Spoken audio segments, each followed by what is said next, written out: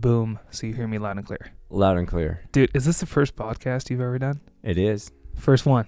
First one. Isn't it crazy? There's so many out there, and in 2022, most people haven't done any of these things. We consume it all, but we don't do it. It shocks me how many people are actually doing it.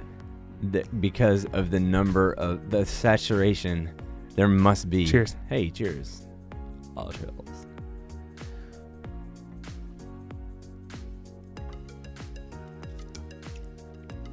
That'll get you started. Ooh, that feels good.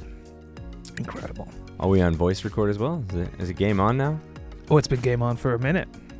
It's been game on. This is like a natural intro into, I don't know how big I am on the whole, boom, we're starting now, welcome to the show, John, but the whole thing. I'm very much a laid back, real world, that's what I like watching. When I watch like interviews, the more real the conversation is, even from I don't want to call it professionalism because this is not professional, but the more the people are laid back, I feel like I connect with them more.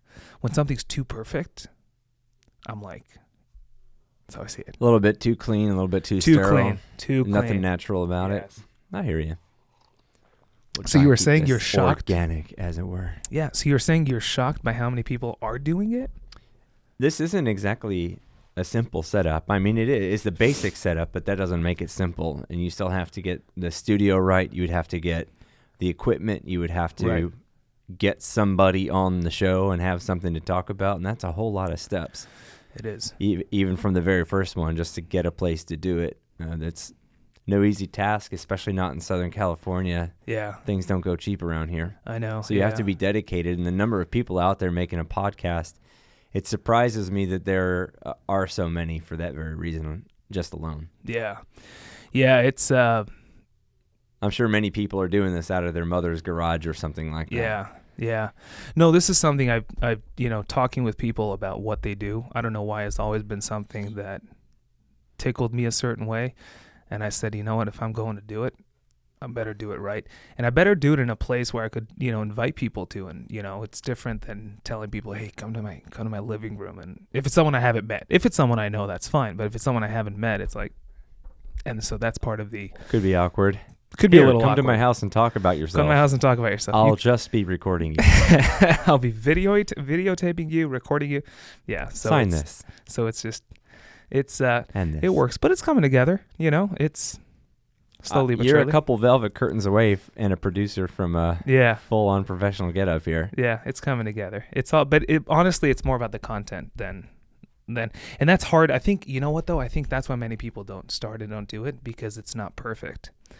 If I waited for the backdrop to be perfect, I would never start. Look at this. See the lines?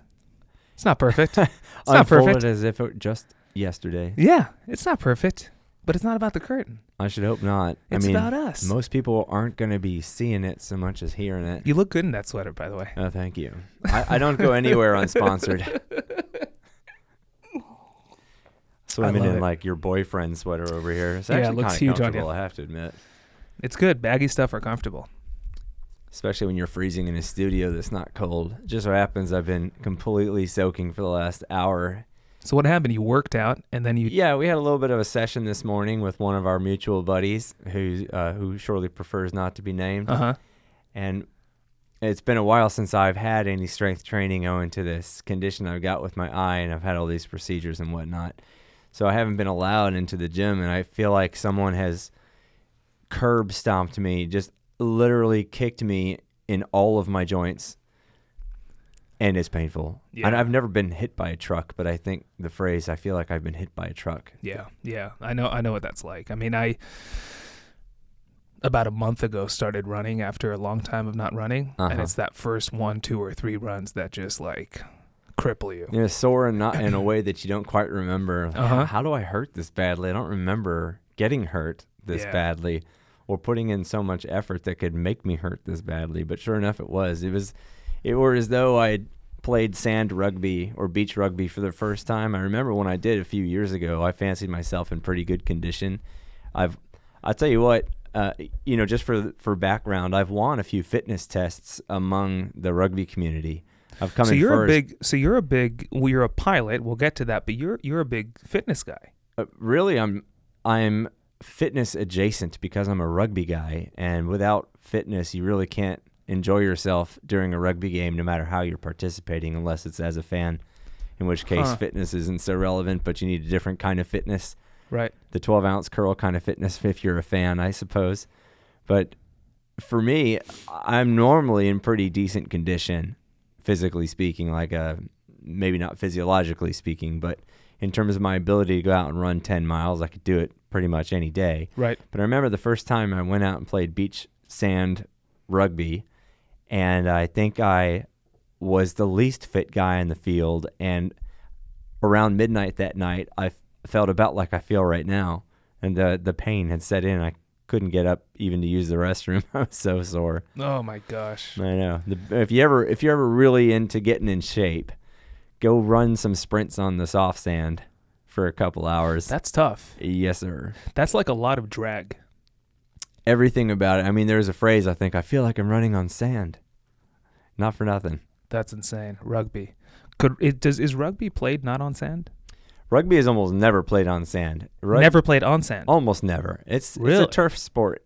Huh. It's a turf sport. There are a lot of artificial turf fields nowadays, just because it's a winter sport also. Right. And rugby tends to be very destructive to any surface. Sand obviously is not going to get hurt by it. And also you're not going to get hurt by the sand, which is a nice mutual benefit. But normally people play on grass. Or historically people play on grass or a pitch, a turf pitch of some kind. Got it. Now like I said, there are lots of artificial turfs out there, and it just makes for easier maintenance as 30 guys who all weigh 100 kilos are all tearing at each other and pushing around in the scrum and whatnot. Rugby. Yeah, heck of a sport, and I guess it's on the rise in America. On the rise, so it's like pickleball. Pickleball's on the rise.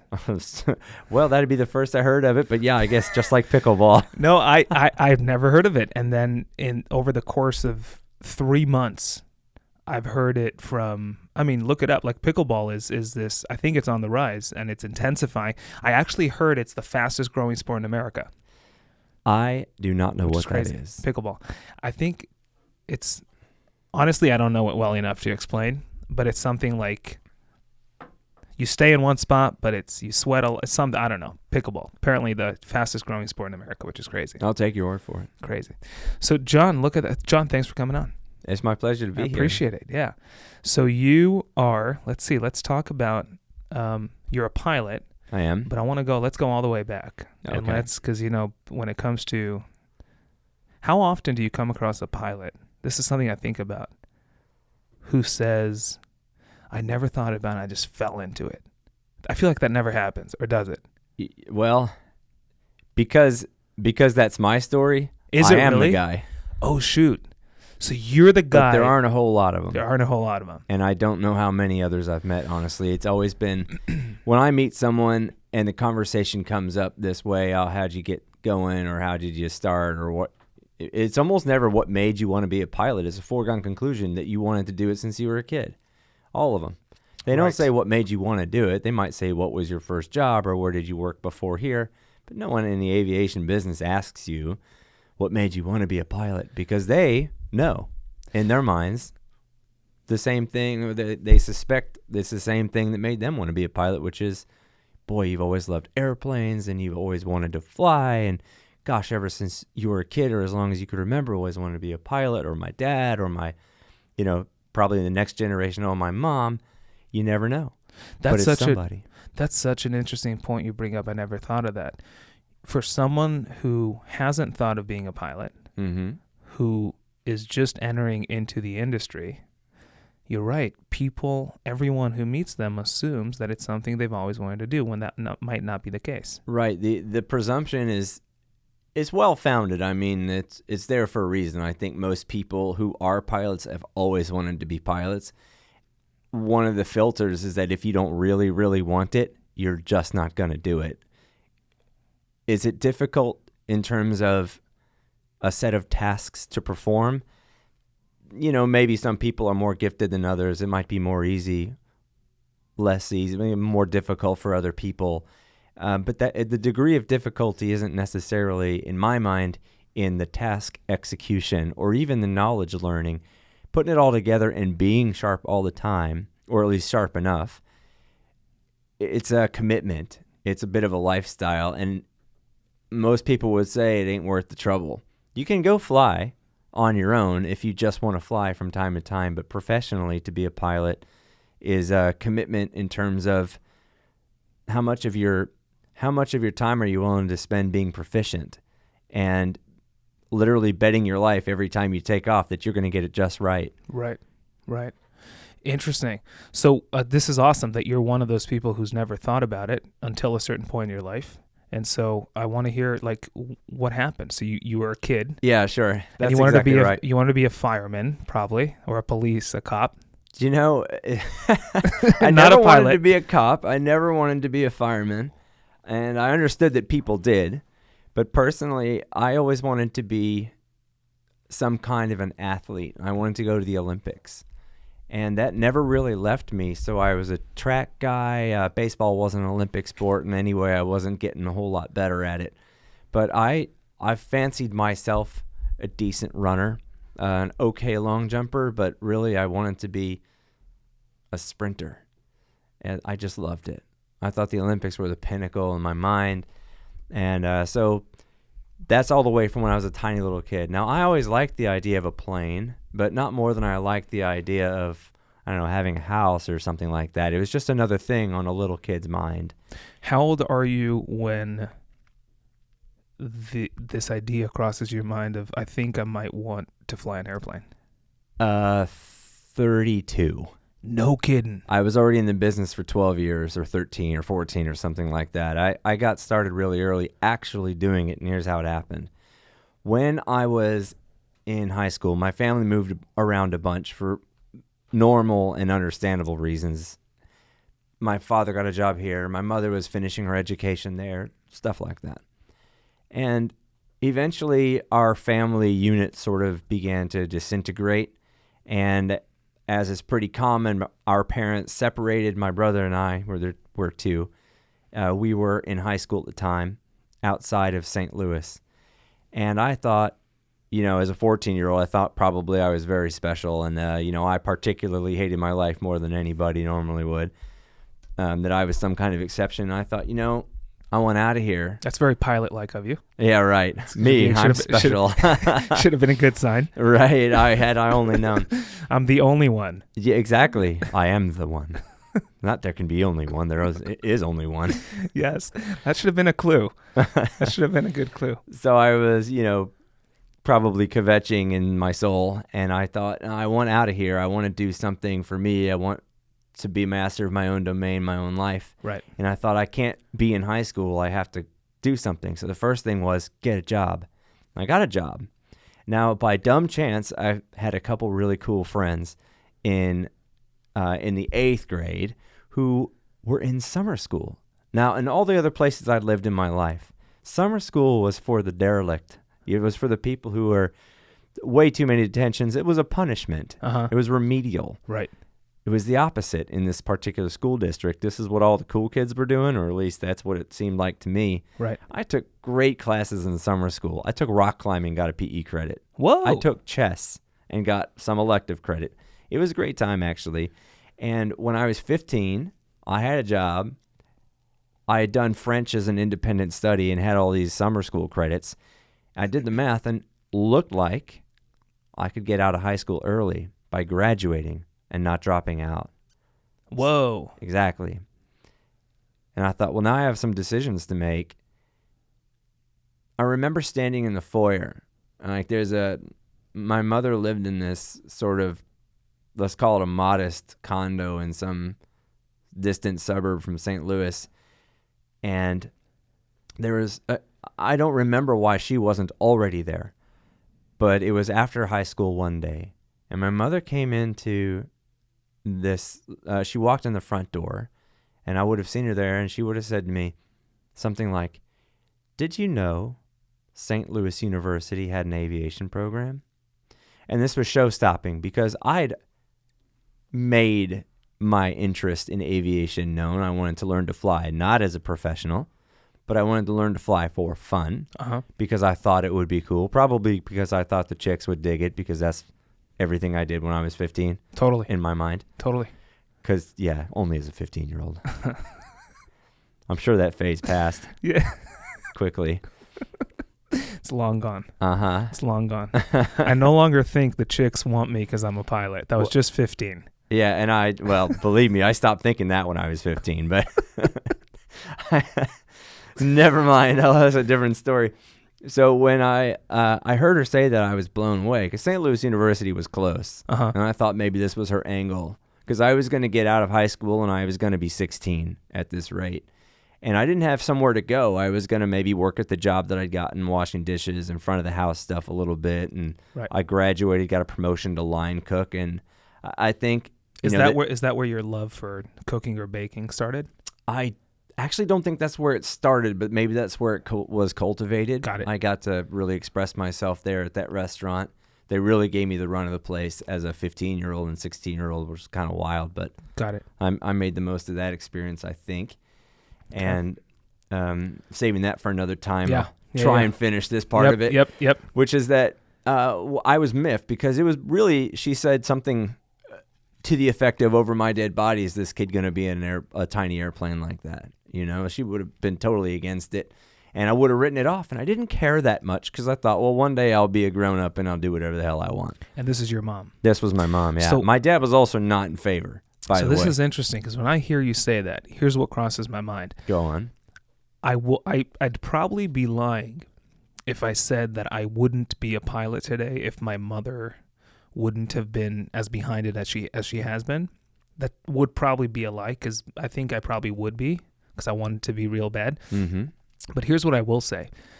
The fact that my mom was so on my side when it came to, like, I remember shopping for a flight school with her in Vegas, you know what I mean? Like, together. Sure. She was such a part of it, and she was such a fan of the idea, and she promoted it. And when I hear you say that, I'm thinking to myself, if I had my mom to fight too, in addition to everything else I have to go through to become a pilot, that would be difficult. How much more difficult do you think it made the fact that your mom was not into it? How much more difficult do you think that made your whole becoming a pilot? Well, when she was not into it, it was not happening, because I was a kid, you know. I was 15, 14 years old when I maybe first brought it up, 13, I don't know. Uh-huh.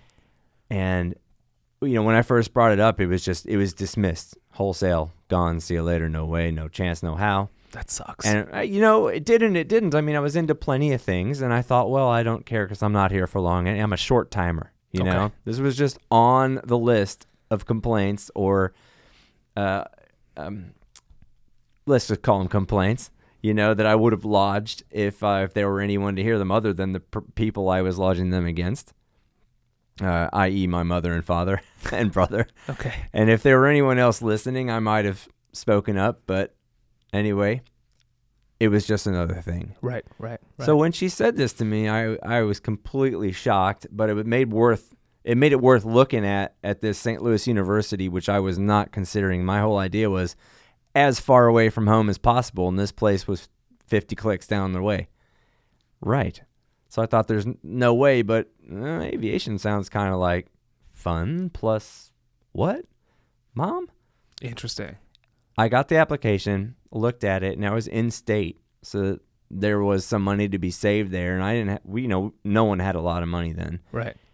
It was going to be student loans no matter what, and I, maybe get some grants. And I did okay on my ACTs as a 15-year-old. I was, not the cleverest 15-year-old, I'm afraid to say. It's just a fact. I like to believe I got smarter in my 20s, but it took, let's call me a late bloomer in that way. That's fair. And so I didn't know how many options I had, but I wanted to go far away, and this place was very close, which made it not an option at first in my mind. Why'd you want to go far? It was the home life that I wasn't enjoying the most. We moved around a bunch, like I mentioned, and that's not to put anyone at fault or blame. Uh-huh. But I wasn't enjoying myself, and I was having a hard time. One of the blessings of having moved around a bunch is that my brother and I ended up sort of split school district, and the curriculum as an 8th grader or a 9th grader would have been different, or 7th and 8th or whatever we were. And much like my brother did in the year before me, I went up to the high school for the second part of the day and took some math classes when I was in 8th grade. The junior high and high school weren't far apart, and I wasn't trying to take algebra for a second time. Got it. Right. So I went up and took geometry. My brother had done exactly the same thing. It didn't seem like a far stretch. Right. So I walked up to the high school, and that was the end of it. And because of, this combination of events, I wasn't afraid of college either.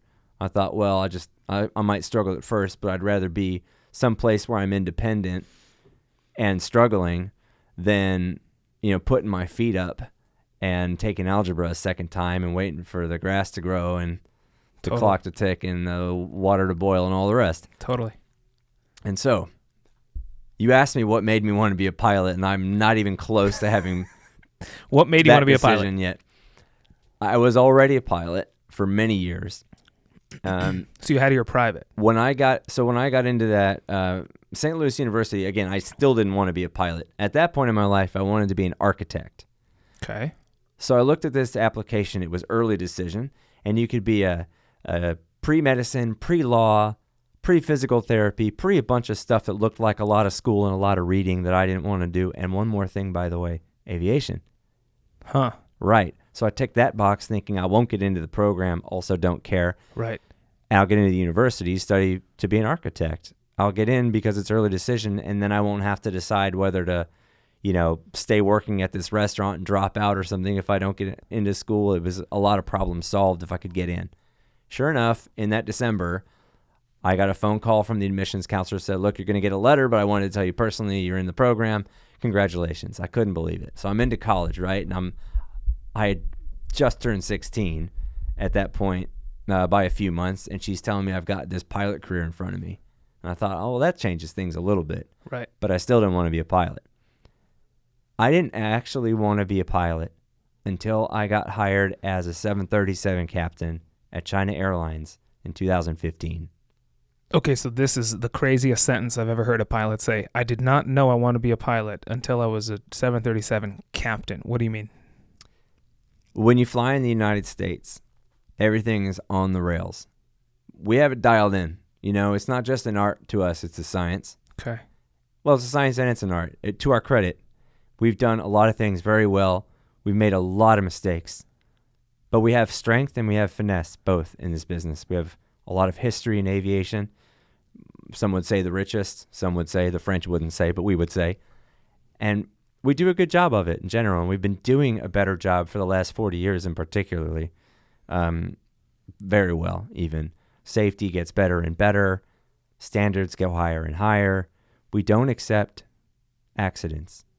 We do not accept accidents. Yes, they happen, but we don't accept it. What do you mean by we don't accept accidents? How do other countries differ when it comes to accidents? The attitude in some countries, whom I won't name for benefit of avoiding repercussion, the attitude may be something like, accidents are inevitable. And the implication is that we'll carry on anyway, just like we're doing. And we'll try and get better, whatever, but our safety record's pretty good. It's complacency. And we already know that complacency is the biggest killer in aviation. And there it is, up front and center. Their attitude toward flying is, we're pretty good. We're pretty good, and that's okay. Right here, we don't accept that. We have to get better all the time. So here we don't believe that accidents are an inevitable part of flying airplanes. In theory. Got it, which is good. That's how I view it. Yeah, I think that's a good thing. We do not accept accidents. No, it is never okay to take off and not know if you're coming back. It's never okay. There's no amount of, this could go wrong. There is no amount of that welcome in the flight deck in commercial aviation, period. There's no room for second guessing. Well, there's tons of second guessing, but there's no room to say, like, imagine this. You're a passenger on a plane, and your captain's up there thinking, maybe we'll make it, maybe we won't. Can you imagine? It's horrible. You paid for a ticket, man. You paid for a ticket. And not just the presumption, the deal is that you're going to get from point A to point B right, safely. And if you're not going to get from point A to point B safely, you're not going to go. It's just going to stay at point A, Right. and that's it. Right. There's no room to accept an accident. So, and you know these things because you, as you mentioned, you've flown both here in America and abroad, which I want to get to. So, but before we get there, so how do you actually, at what point in life do you actually say, you know what, so you had your private. Yep. So I went to St. Louis University. Okay. Was going to drop out of the aviation program at every step of the way. Stayed in it because I was going to take a different math class. One thing led to another. The reason I was going to take a different math class is because there was a girl involved, obviously. Man, your entire life is... I'm telling you. If we took women out of this world, your life would have just been like a flat line. Probably. I wouldn't have done anything. I mean, hey, women are... they do more I might have run on the track still because I was enjoying that, but... They do more than they get credit for.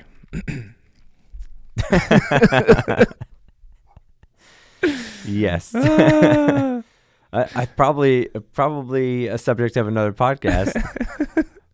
But it'd be fair to say that I made most of my decisions certainly between 15 and 30. Certainly I made most of my decisions because there was a woman involved. Women driven. Or I hoped that there would be a woman involved, and this was one of them. So you know what though? Think about it. I was Sure. talking about it with someone the other day. If you like I said, there's no women in the world right now. Mm-hmm. Do you know what it would do to the economy? Think about that for a second. I think there wouldn't be an economy. Dude, nightclubs, gone. Most things, any place you go to hang out to hopefully meet a chick, gone. Do you know why I got a job? So I could get a place, so I could have a girlfriend There you at go. the place. There you go. Otherwise... Dude, the entire yeah, world I know, it's pitiful. happens for the fact that there's women. Well, it sure as hell Right, does. and men. Yeah, I mean, for a teenager or a guy in his early 20s, there really is no more direct motivation Than women. than women. I mean, It's powerful. or at least I can speak from my own experience. And I don't want to stereotype all men everywhere, but certainly my experience was, well, I got to get a job so I can get a girl. I got to get a place to live that's better than this so I can get a girl. I mean, I was happy with the clothes on my back. But there's nothing wrong with that. I'm not saying there is. Just happens to be the only motivation I had. And people will say, oh, you want a job for like this reason and that reason. But I wasn't that evolved. Like self-actualization, my prefrontal cortex doesn't really take over until I'm 28 or 29 or 30 or 31. Yeah, but who cares what what your motivation to do something Well, is? not I. I mean, you never care at the time. You're just motivated. Yeah, And no, I it's was incredible. motivated, although my motivation being a pilot wasn't to be a pilot. I liked it. It was fun, for sure. But I did need a job, and it was one, and I was qualified to do it, so I kept doing it. How old were you when you got your private? 17. Nice. So that's pretty early. Yeah, or had I just turned 18, actually. It might have been a couple of days after. I remember it was my grandmother's birthday. So that's a few days after my 18th birthday. And how old were you when you got your instrument? Do you remember? Also 18. Oh, so you did private instrument. I did private. So what happened was I got to school when I was 16, turning 17. The aviation business was a little short on instructors at the time, and I couldn't get a flight slot for a while, and I started playing rugby. And when I started playing rugby, I then broke my leg. Yeah, that was a fun story to tell. Jeez. And then, and I love my rugby even still. But I took a little while to get back into flying, and by that summer, I'd gotten it back together. And I guess from the time that I enrolled in the program, in the time that I got my private certificate was probably 1 year, although the flying part took place over about 2 months.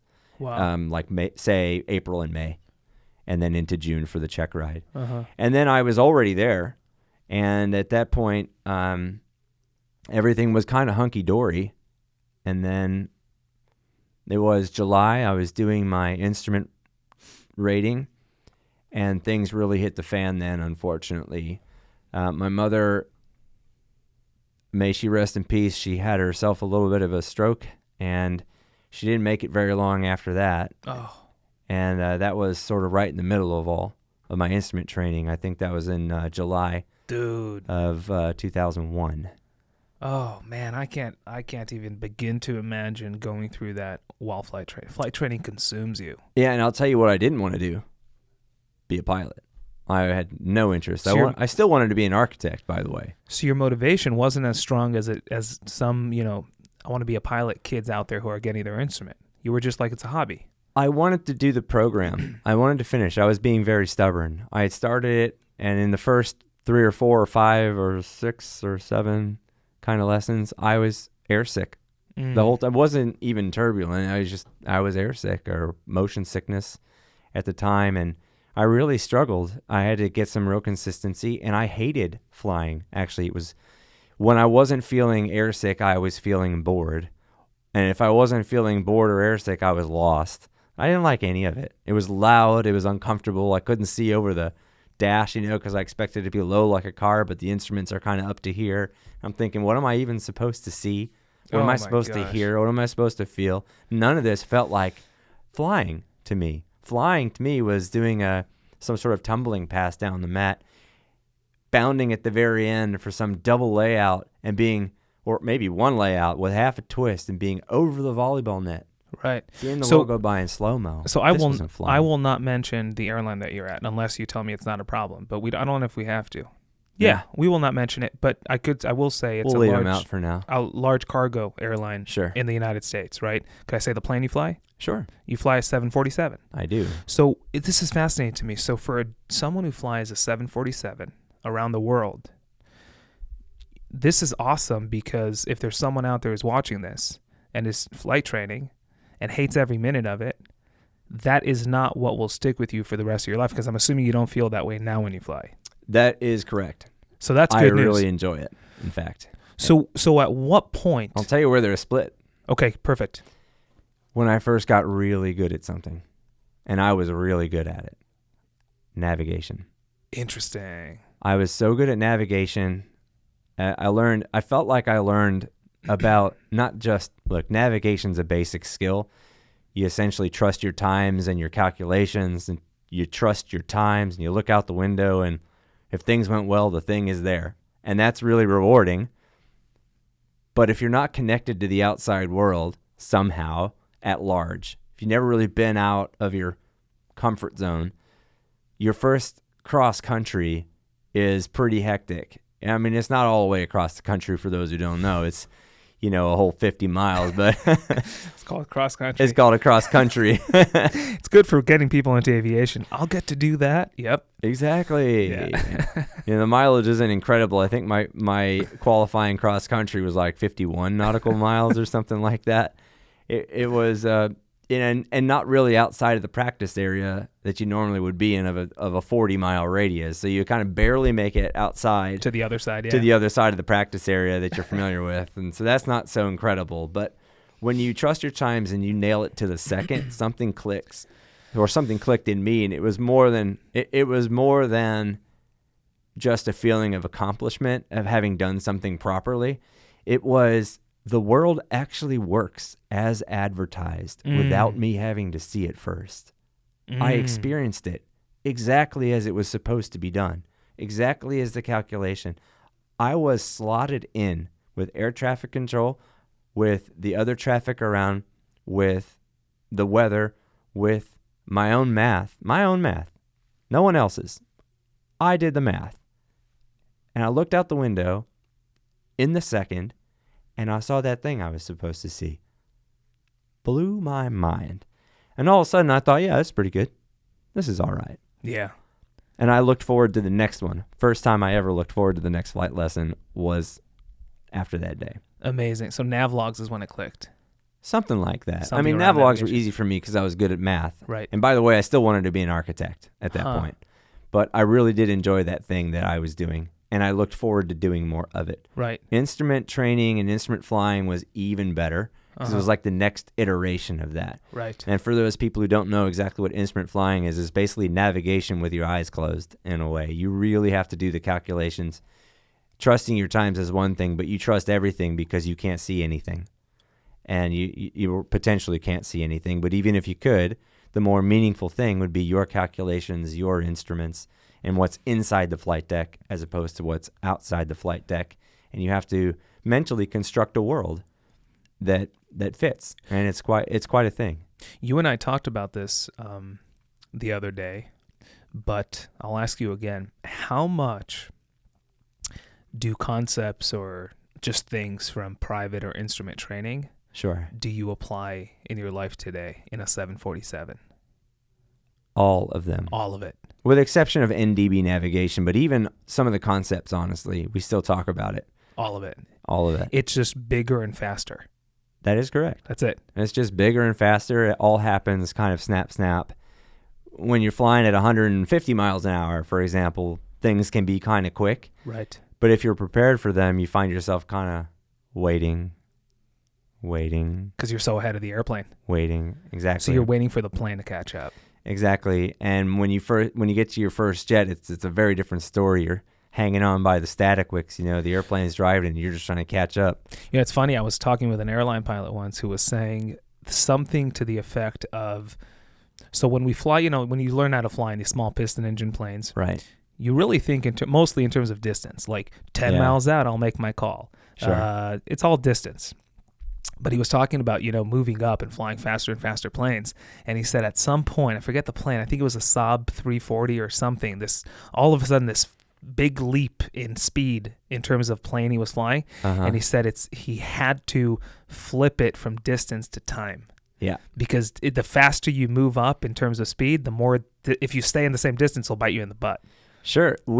I distinctly remember flying from Anchorage to Los Angeles recently in this 747 some point last year, and we had been given best forward speed by air traffic control because we were leading the pack and we were doing like Mach 0.9 or something. Crazy. We looked down and we had quite a tailwind. We're doing 700 knots over the ground. Oh. And we're having a good laugh, and then we get kind of toward Portland and we're like, hang on a second. We're only about 700 miles away. And we're doing we need to start planning our descent. And, we're 700 miles away and we need to really get on the ball here because, quite honestly, we were a little bit behind it. Right. I mean, we hadn't been. We'd been behind where we had planned to be in terms of our planning for the future. But obviously we weren't behind the airplane. Everything was doing just fine. Right. And speed, too. I mean, speed accounts if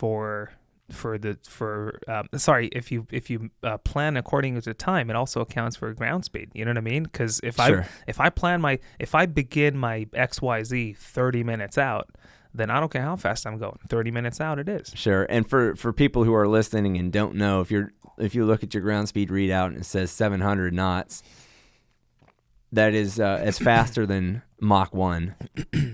We're more or less doing the speed of sound over the ground in terms of relative closure to Los Angeles, and things happen pretty quickly. And you're not meant to be going that fast normally in a transport category plane, but we had quite a tailwind, and the 747 is pretty beastly. Do you remember how long it took you from Portland to LA on that flight-ish? I do not. No, I remember that we were well into our descent over San Francisco, though.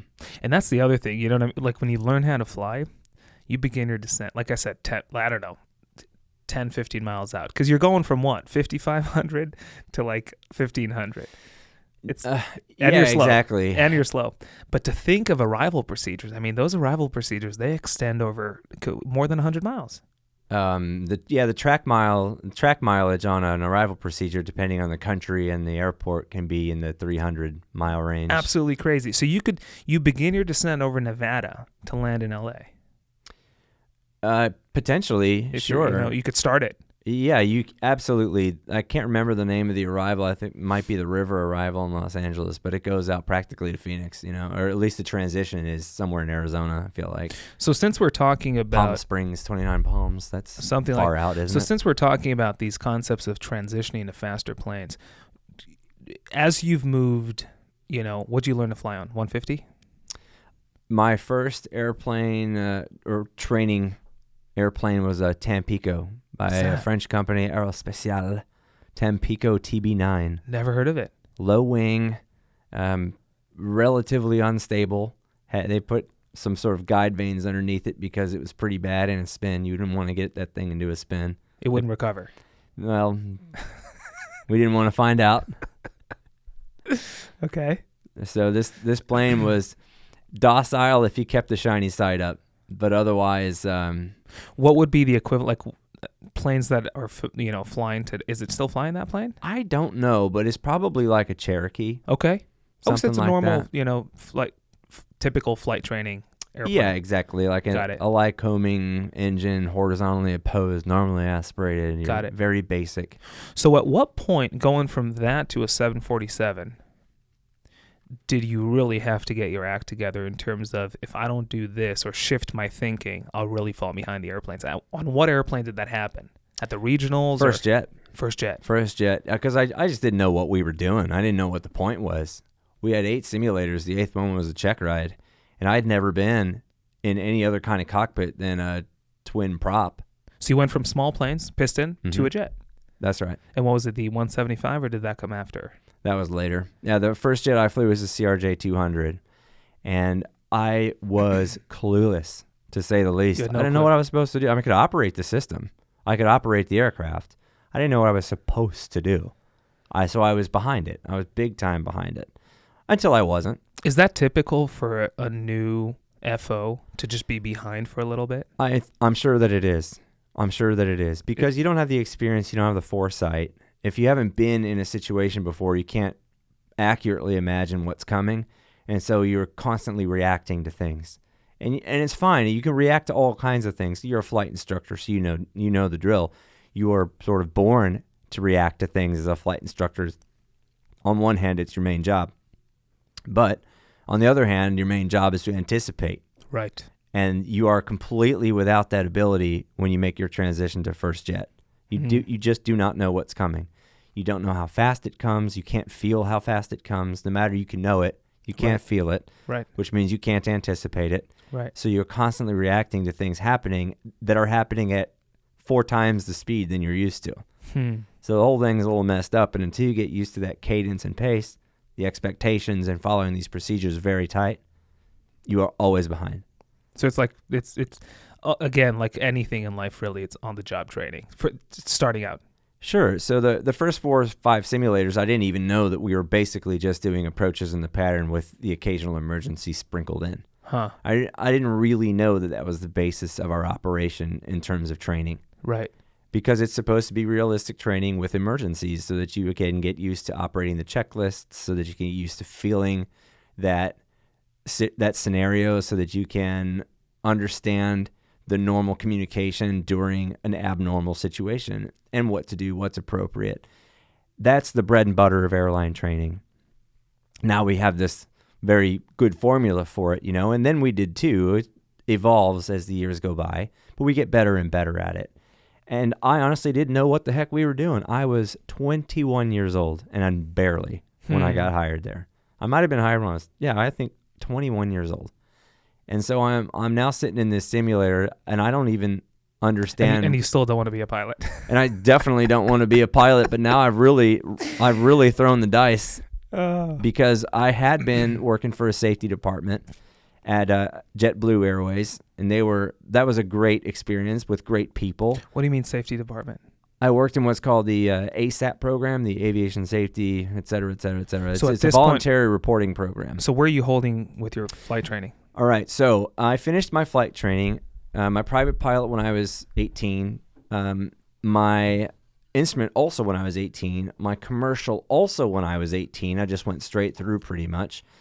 And over about a 1.5 year period, unfortunately, right before my commercial check ride, my father also passed away. Can you imagine? Dude. So that didn't help. And actually, the commercial check ride was a commercial multi-check ride, and was probably the best check ride I'd ever taken up to that point, with a guy I trusted as a DE, but I made a fantastic, spectacular mistake, and I failed the ride because of it. You're called multi? Commercial multi-check ride. And what are you going to do? You turn off the good engine when the other one's off, and then you fail. It's pretty common. You didn't verify it properly? No, I most certainly did. I went through everything perfectly and still managed to screw it up. You know what, though? I was talking about, and I want to talk to you about this as far as an airline perspective. Sure. But talking about engines out, I was talking with one of my good friends at Alaska Airlines, captain at Alaska, been flying for years. And we were talking one day about engines out or emergencies, things like that. And he said, you know, and I'll never forget this. He said, you know what, Yoel? You know what my first item on an engine out checklist is? Like my personal one, not on the actual sheet. I said, no, what is it? And he goes, my first item when I lose an engine is take a sip of your coffee. Is to stop. Stop, Right? Mm-hmm. Zoom out.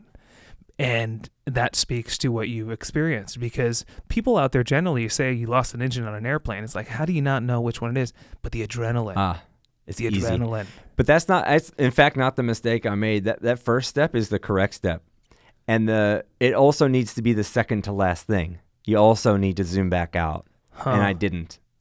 I did not zoom back out, have a look, and know that I'd finished. Right. Instead, I was way too tight and thought, oh, I remember I didn't do something, which I made up completely. I just didn't remember having done it because I was so tightly wound that I was basically going in circles at that point. I mean, I had done everything perfectly and then forgotten I'd done it, hence the checklist, right? And then I'd gone to this checklist in a way that I was distracted, and I thought, oh, no, I need to do this thing. And then I flipped the magneto switches, which is basically a power to the spark plugs, and then the lights go out in that engine. Right. Fire out. Oh, dear. Got very quiet. And the examiner looked at me like, huh? And I looked at him like, did you do that?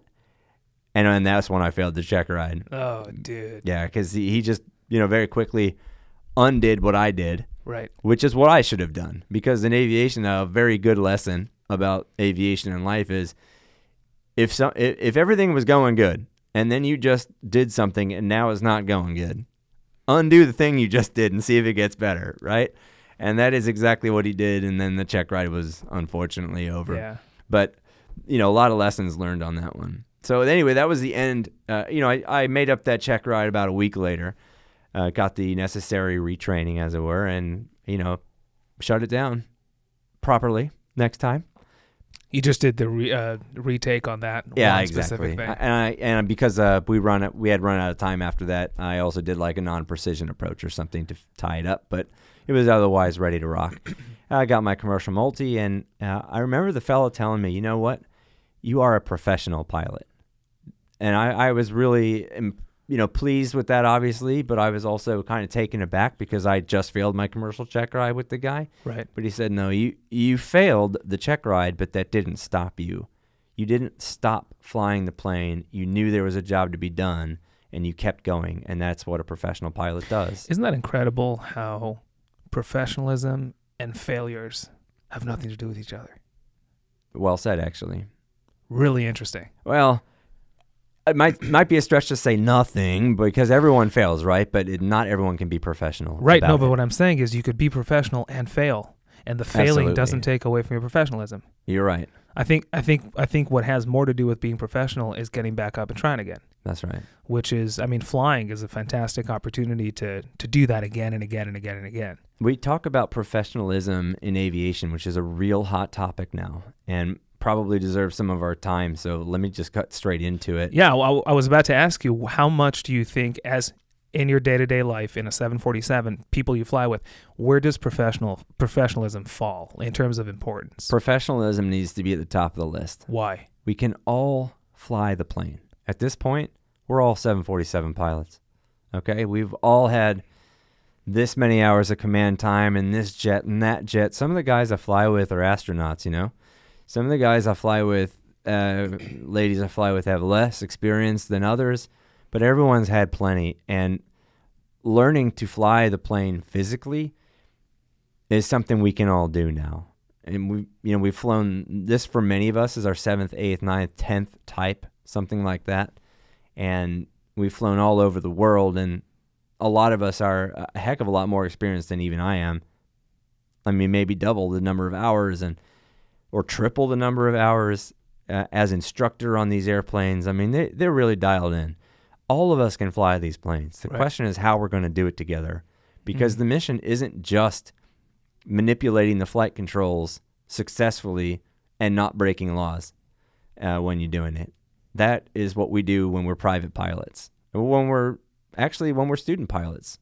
So there's a big jump from, say, commercial to airline transport pilot, and that jump is professionalism, because that's what's most important. How you handle your environment as opposed to letting it handle you, and how you bring others into your operation as opposed to letting others or allowing yourself to let others to impede your operation. These are all hot topics and all things that we concentrate on these days. Of course, we never let go of flying the plane. Right. But that's also part of professionalism. Imagine we used to say, and we still do, aviate, navigate, communicate. This is the order of importance of tasks. But now we have let go of that a little bit, and we say, no, hang on. Aviate, aviate, aviate. Never stop. Because now we have two people in a plane. And whether you have two people in a plane built for two people, or if you have one person in a plane typed for one person, you can never stop flying the plane. Because the second it's taken you somewhere, now you're reacting to it. I mean, you're chasing your tail. I heard someone say that as a pilot, you never want to become a passenger. That's probably a much more elegant way of saying it. Yeah. But you never want to become a passenger when you're the pilot. Yeah. And it's a fact, because you look up and you're lost immediately. Yeah. So you can never let go. Right. And I don't mean lost necessarily in terms of where am I, but situational awareness is key. And the environment is one thing. The weather around you, your physical geographic location is another. And where you are on a checklist, for example, as I learned when I was 18 years old, turning 19, is that you really want to keep track of that too.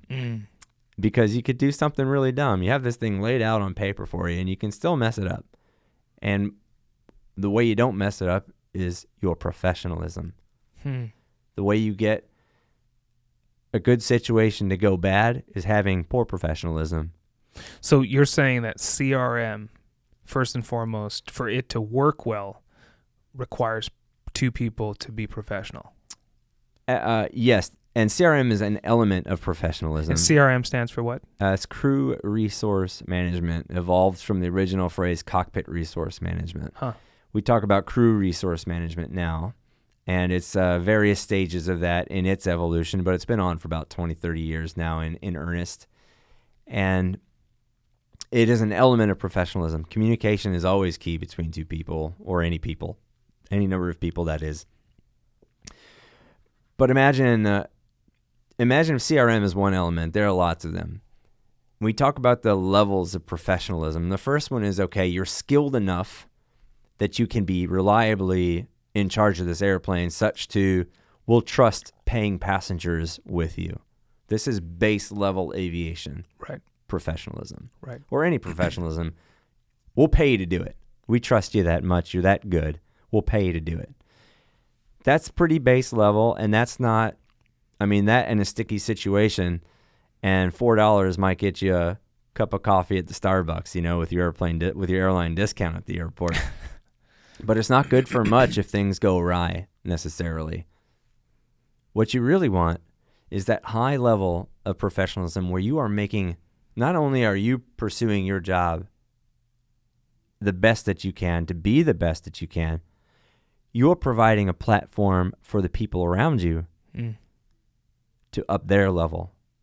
When your professionalism is on such a level that other people are inspired to raise their own level of proficiency, of goodness in aviation, that's a high level of professionalism in general. When you can inspire others to be a better version of themselves on the job or in life. Just to make this real, what would be an example from an airline's pilot standpoint of flying with an unprofessional pilot? How would that play out?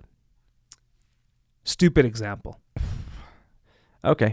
The most obvious thing is you get someone to show up late or out of uniform.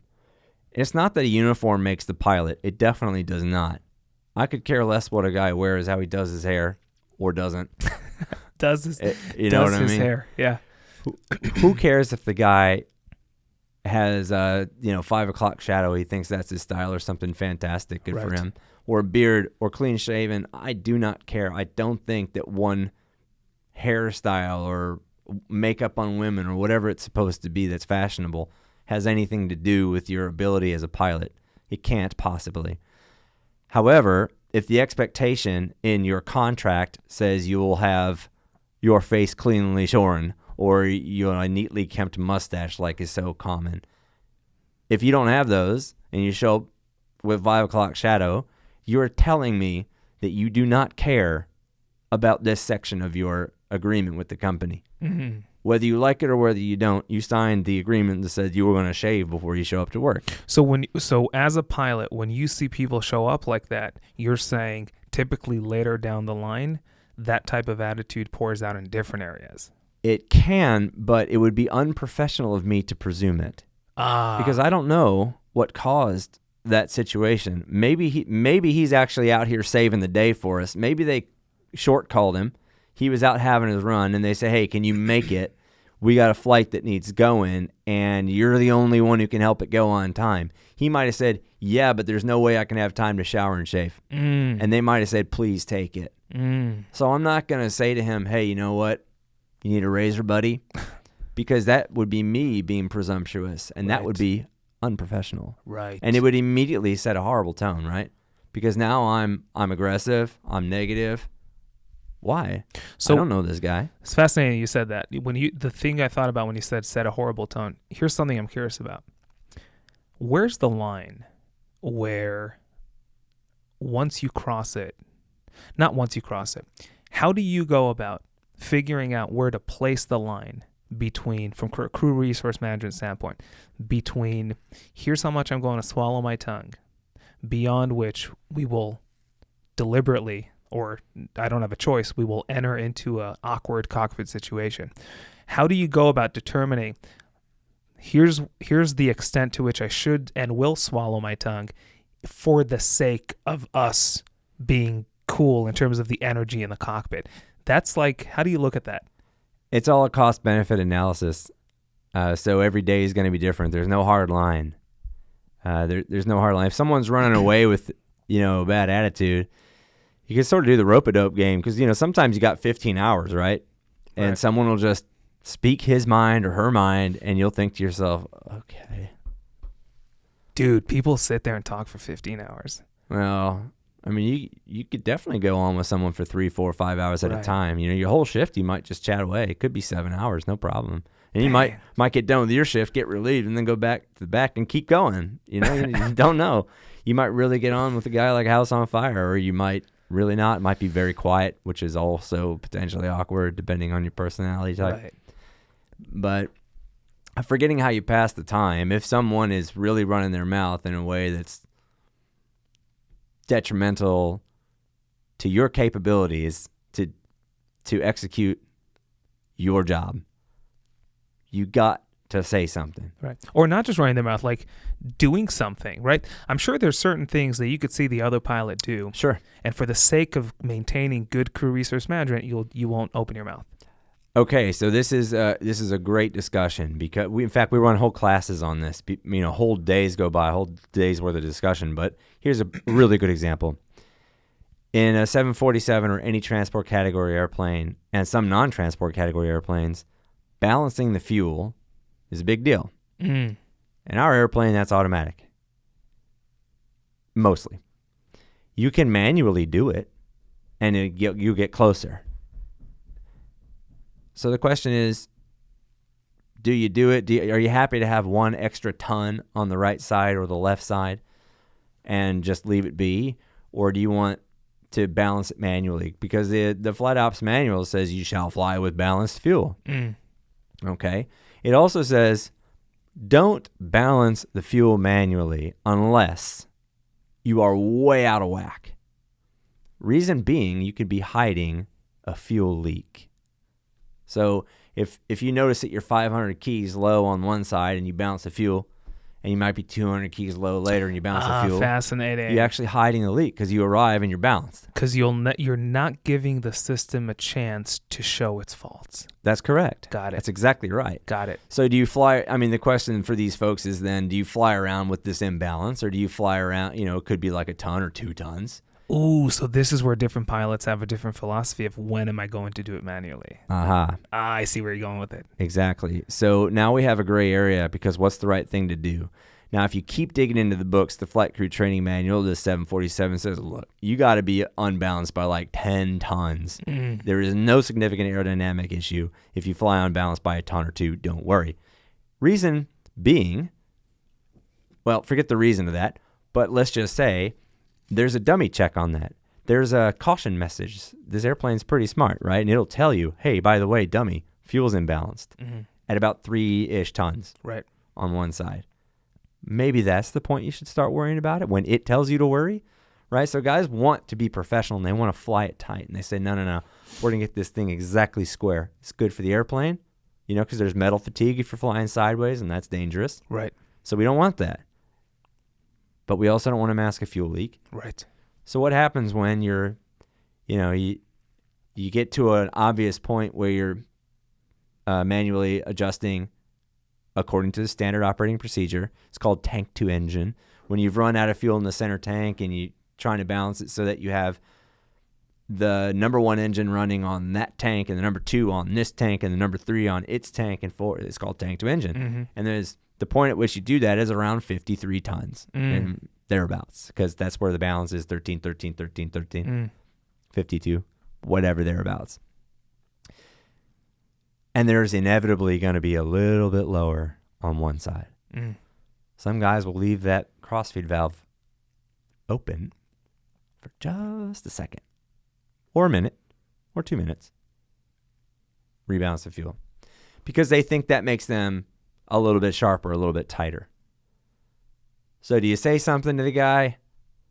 What do you say if you say something? Because it's absolutely unprofessional according to following standard operating procedure. We are meant to fly the manual when we can. Right. Doesn't hurt anybody to be a ton low. We know that. Right. It's expressly prohibited.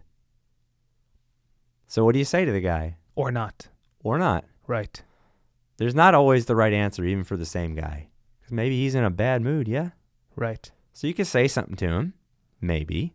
If you're clever, you can think of some way to get through to him and say, hey, I'm not comfortable with doing that. Right. But you've made his mood worse and you've taken yourself out of his toolkit. Dude, the rest of your trip is going to be shit. Potentially. I mean, You're not doing yourself a lot of favors there, right? By nitpicking. He's going to think of you as someone who I can't be myself around. He's going to look at every single move I make. He'll probably report me if I do something too crazy. And now there's a lot of tension in the cockpit. Yeah, I mean, it goes down that road. It doesn't always go all the way down that road. It doesn't cross the precipice, but it registers. If someone is nitpicking, you say, okay, all right. But you know what? I'm gonna do it this way. Yeah. So, do you insist? I mean, what point is this diminishing returns? And it depends on it depends on the relationship you have with the person. It depends on what they ate for breakfast that day, maybe. It depends on all these things, and you have to be sensitive to all these things because you do want the right outcome. But some things are not also in your control. So this perfectly leads me into a thing we haven't talked about yet, and that's pilot hiring. Sure. Because this is the case, meaning we could all fly the airplane, right? When you think of pilot hiring, we're not hiring someone who could fly the jet. A monkey could fly the jet. So we're hiring probably for something else. And that is people who can use their brain unlike a machine and figure out, am I going to say something or not? How am I going to maintain good crew resource management? That's right. We're hiring people we can fly with. Exactly. Everyone could fly the jet. Not everyone could diffuse situations or think outside the box and say, if I'm going to say something, it's going to turn my trip into something I wish it weren't. At this point of flying. Yeah, because not everyone who is not a pilot could be a pilot. There are some, let's say, a skill set you have either to have or to acquire during your training, which probably not everyone can do. Probably most people can, especially with a good instructor. Yeah, most people can achieve these basic things, but how good at it do they want to be? At this point, we believe they want to be good at it. Right. That they're already here. They've made it this far without getting in trouble or fired or killed or something like that, which is a trick. How many airlines were you at in your life? So I started at ASA, For flying, you mean? Like I'm trying to get how many times you interviewed at an airline. Okay, so I interviewed. I've interviewed for four flying. No, that's not true because I've interviewed for more jobs than I've taken. So you interviewed a good number of times. Sure. Looking back, is the majority of the interview set up in such a way where they're trying to figure out if you're the type of guy who can use their brain in terms of crew resource management, or is it more geared to could you fly the airplane? That absolutely depends on the job. So in a regional, they kind of want to know if also you're the kind of guy who can fly this plane, and Right. the interview is technical because you could be anybody and you don't have that much flight time. Right. And you could be, in my case, 21 years old or 20 when I interviewed. Dude, you started young. I graduated high school young because we moved to school districts when I was young, and I ended up in these other classes and I ended up summer school, and all of a sudden I had the choice to graduate, and I got an early decision from St. Louis University. One thing led to another, and I was just ready to go. I worked in safety departments at Northwest Airlines and data analysis, and I worked in the pilot reporting program at Jetblue, and they were both great jobs in their ways. And you weren't flying for JetBlue. No, I wasn't. Nor was I flying for Northwest. I was only in the safety department there. You had your pilot certs? I did, yeah. I finished the pilot certification when I was 19. And then how do you end up at JetBlue ASAP department? So I was also a math major, which you guessed it. You're just a smart fella. I don't know about that. Some would say I give myself a lot of problems that I don't otherwise need. And I promise you that I was a math major for the same reason I did everything else. Oh my gosh. A girl needed my class when I was a freshman, and I was very happy to see her have it. And I ended up in the one higher, which was fine by me because it was like basically what I'd done in my senior year my last year of high school. Right. So I was happy to do that. Turned out I liked it, and I met a nice lady who thought it was pretty cool. I was studying math, so I signed up for another one. Man, you definitely owe the ladies a thank you. I do. For getting you where you got to in life. Yeah, passing me from one to the next, making me improve myself. Go work on yourself and come back when you're better. Or don't come back, but definitely go work on yourself. You could be better. Oh. Yeah, we could always, can't we? Yeah. We can always be better. Been told. Man, I love it. Plenty so of math times. major. So how does a math major get you to JetBlue? So because what it got me was to Northwest. When I was in my last year of college, or just before it, Northwest Airlines was looking for an intern of some kind or a co-op, somebody who could come up in the fall semester, someone who was a hard science or math person who also had all of their aviation boxes ticked through commercial pilot, commercial and multi.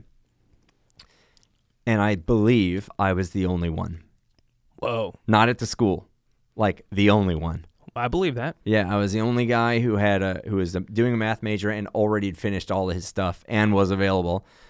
They came calling to me. I did not go looking for an internship. I was happy with where I was, what I was doing. And I was, in fact, if I had done an internship or studied abroad or something like that, it would have been very difficult for me to complete the math degree because I needed another sequence, which had to happen A and then B, semesters 1 and 2, as it were. And this would mean leaving semester 1. So I wasn't going to do it. I didn't even go looking for one. But when they offered, what was I going to say no? Right. So, in fact, I sacked off my math major in my senior year, took a minor in it. Even with the right number of classes, I was still down one sequence. So I thought, man, no big deal. And I was very happy. By the way, I was happy to scrape through with that because I really had a struggle with some of those higher level math classes. I wasn't mentally there for it. It's not like I skated through my other classes, but it took me 3 tries to get through one of these courses. And the third time was definitely the charm, but I still hadn't out-thought it. I just sort of figured out the class. Right. I hadn't really mastered the material. I just mastered the class at that point, which was, as it were, faking it till you made it and whatnot. I eventually went to graduate school for math and also didn't do a great job because I wasn't mentally up for the challenge at that point. I went back to graduate school again later, and I was definitely up for it then, but it was a battle, and I didn't really succeed. How much math does a pilot need to know from a math major? The more the better. Really? So where does I know it's probably, I'm assuming the area in which you use it changes between a 172 and a 747, or not? No, sir. Interesting. Where do you use your math on a day-to-day? I struggle to think of a time where I don't actually. Some of it mostly pretty simple. You Right. know, a lot of it's, just basic arithmetic, but you want to be able to do it in your head in such a way where you can make approximations and check the information, because when you put information into a computer, it doesn't make a mistake. It puts out something from which you put in. So Garbage in, garbage out. in, garbage out. And the only way you can know that is if you have some kind of capacity outside of the box, outside of the actual computer, to think it or feel it or know it yourself. Right. So, for example, it's going to be, it's going to be a 12-hour flight to Korea or something, or a 14-hour flight to Korea. You're going to need obviously you're going to need more than 100 tons of fuel in a 747. That's not obvious to people who don't fly it, but you need more than 100 tons. So if you're doing all this math and you see at the end that you have, you have like 10 tons remaining, but you only have 80 tons of fuel on board, something's wrong. So do you think that has more to do with math, or does that have more to do with situational awareness? Well, it's situational awareness for sure, but if you can't do the math, how could you ever verify your hunch? I mean, you could sit there and think about it for a few minutes and you can get your calculator out, which is what a lot of people do. And when you're on the ground, you have time to do it. Right. And especially if you have doubt, you might as well. But you at least have to notice. Right. Another area I would think it would probably come in is if you're flying from here to Korea and you look at your distance remaining, you could quickly tell if there's like legs missing in the system, because if that number is too 100%. small. Yeah. And there's actually, the number usually goes the other way when someone puts in like an entire star or standard terminal arrival route. Someone puts the entire thing in, you got like 260 miles worth of star, and your distance to the airport is 90 miles, and they're cruising up there at 40,000 feet thinking, yeah, we'll start down here in about 10 minutes. That's such a great point. I'm like, hey, guy. and this is where situational awareness and experience comes in, but Korea is my backyard because I was flying in Taiwan for a number of years. So when I fly to Seoul a couple times a week, fly to Hong Kong a couple times a week. And so I know these areas very well, and I know that they're going to descend us based on our altitude and our speed and our relative location on the stars. So people constantly feeling rushed in Korea. Like, oh man, they always slam dunking me. I barely make the altitude, and then they give me another one. It's like, well, hold on. They're waiting for you to get to the altitude so that they can give you another one. If you want to slow down and chill out a little bit, you can, and they'll just keep you pointing the other way. Fascinating. So guys get in a rush, and it seems they feel like they're chasing their instructions, but the instructions are chasing them, actually, and they just don't know it. But again, if you know that you're 90 track miles away, and if you don't know how many track miles away, you can just ask. Right. And that's where situational awareness comes into play. Correct. I mean, if you need to look at the computer distance number to know how far you are from the airport physically, your situational awareness is in the gutter. Yeah, already lacking. And so you're behind now, aren't you? And you're going to get slam dunked, and you're eventually going to get an unstable approach. And as we know, in aviation, unstable approaches are basically the leading cause in landing accidents. What for myself, I don't fly these large jets, and for anyone watching, what does the airline define as an unstable approach? An unstable approach is defined individually at airlines. Okay. But generally speaking, you want to be within 1 dot localize or 1 dot glide slope. Sometimes they say half dot, but 1 dot in any direction, or several degrees of the runway, as it were, on a non-precision approach. You need to be also in a normal position, the way it's stated in 91-175. Exactly. Yeah. About proceeding from the minimum descent altitude or decision height to the runway. You need all those things. So all that, look at that. So all that plus is the same. It's all the same. It's the same thing. It's the same thing. In order for me to descend below minimums and land, I have to do blah, blah, blah. And for you guys, the only difference with 121 is touchdown within the first third of the runway. Also, there's also 1,000-foot gate for us. is typically by airline, but you want to be stable by 1,000, as it were, on a straight in approach. Right. You really want to be stable sooner than that. You know, it used to be when we were like learning to fly back in the day. I don't know if you're still doing this with your students, but they say, oh yeah, aim for the numbers. But that's a terrible thing to do because there's no runway behind you and 12,000 feet of runway in front of you in which you could do like 4 touch and goes in these 172s. Right. Don't know why it has to be the numbers. It can be the aiming point, for example. Aim for the aiming point. How about that? Yeah. So we also, you know, we aim for the aiming point. Now our new, you know, power off, if you're trying to be fancy and be very efficient and fly the airplane the best you can, if you're really showing off for your coworkers or something like that, or just trying to save fuel because you need to, you want to do a power off, like descent at idle power, which is like the minimum fuel required for the rest of your flight. And if you were really hot stuff, then you would do a power off descent to the runway and touchdown. No kid, you could do that. Top of descent to runway. Absolutely. But you know what? The stakes are really high because if you miss it by 100 feet. Right. And 100 feet is nothing. 100 feet is a few seconds. So to do that, you really need to figure out where am I going to extend my flaps and you got to be when. really ahead. And you're really, really ahead and really switched Feel on. the airplane. You can do it. But now let's just say the new to the ground from top of descent is probably the final approach fix. Interesting. Let's get it. You want to be fancy and fly it idle down to the runway. Okay, but let's just do it at the final approach fix. It's just as good. Right. It's just a point that's arbitrary. You will have already had to be completely configured anyway. Right. You stand to lose very little if you were wrong. Right. By a little bit, you know. Right. So let's just make it the final approach fix, and that way you get to the 1,000-foot gate, 1,000 feet before touchdown. That is height above touchdown. Right. And you can have a stable approach and not sweat it and not make your coworkers sweat because we're talking professionalism, right? Don't put a guy in a position to say something to you. That's true. Interesting. It's not just you in the cockpit. There's someone else. And he's going to say, if he's worth his salt, he's going to say something to you if you're doing something out of the ordinary. Right. And he should. Right. Or she should, you know.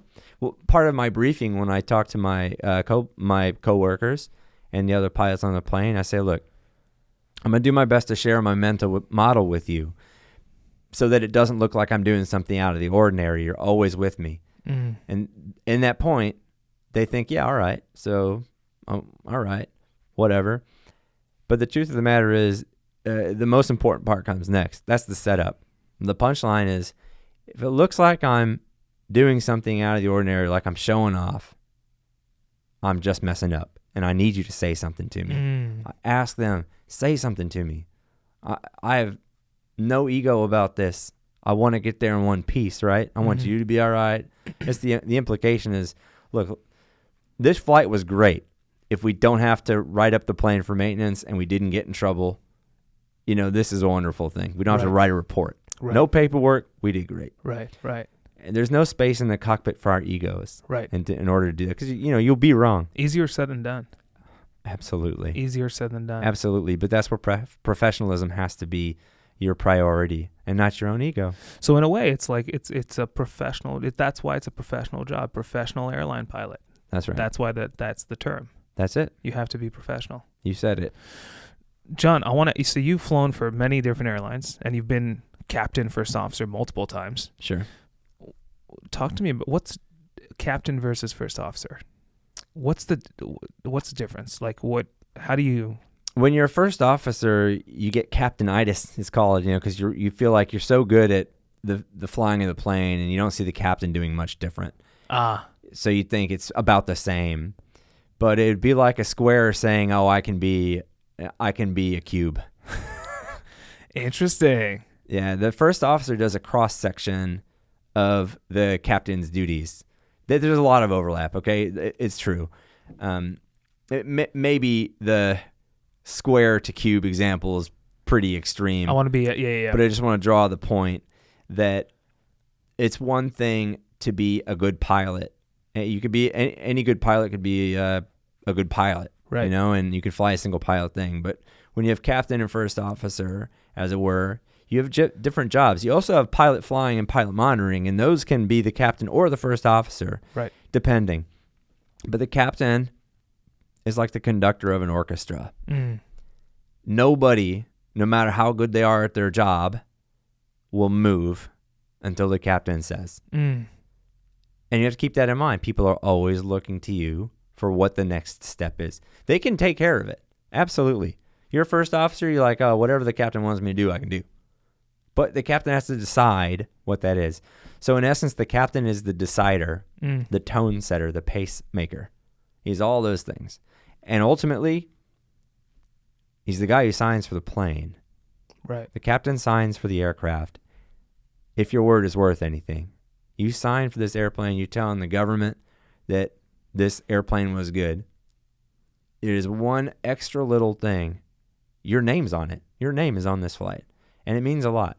It might not sound like a lot because it's just signing for it on a piece of paper, right? But the truth is the feeling of responsibility is immense by comparison. And by the way, that's only in this country where everyone is qualified and it's a slightly different job description. That's only here. When I flew in Taiwan, and this is where I decided I liked being a pilot and wanted to be a pilot for the very first time, was when I was paired up with someone who couldn't do it.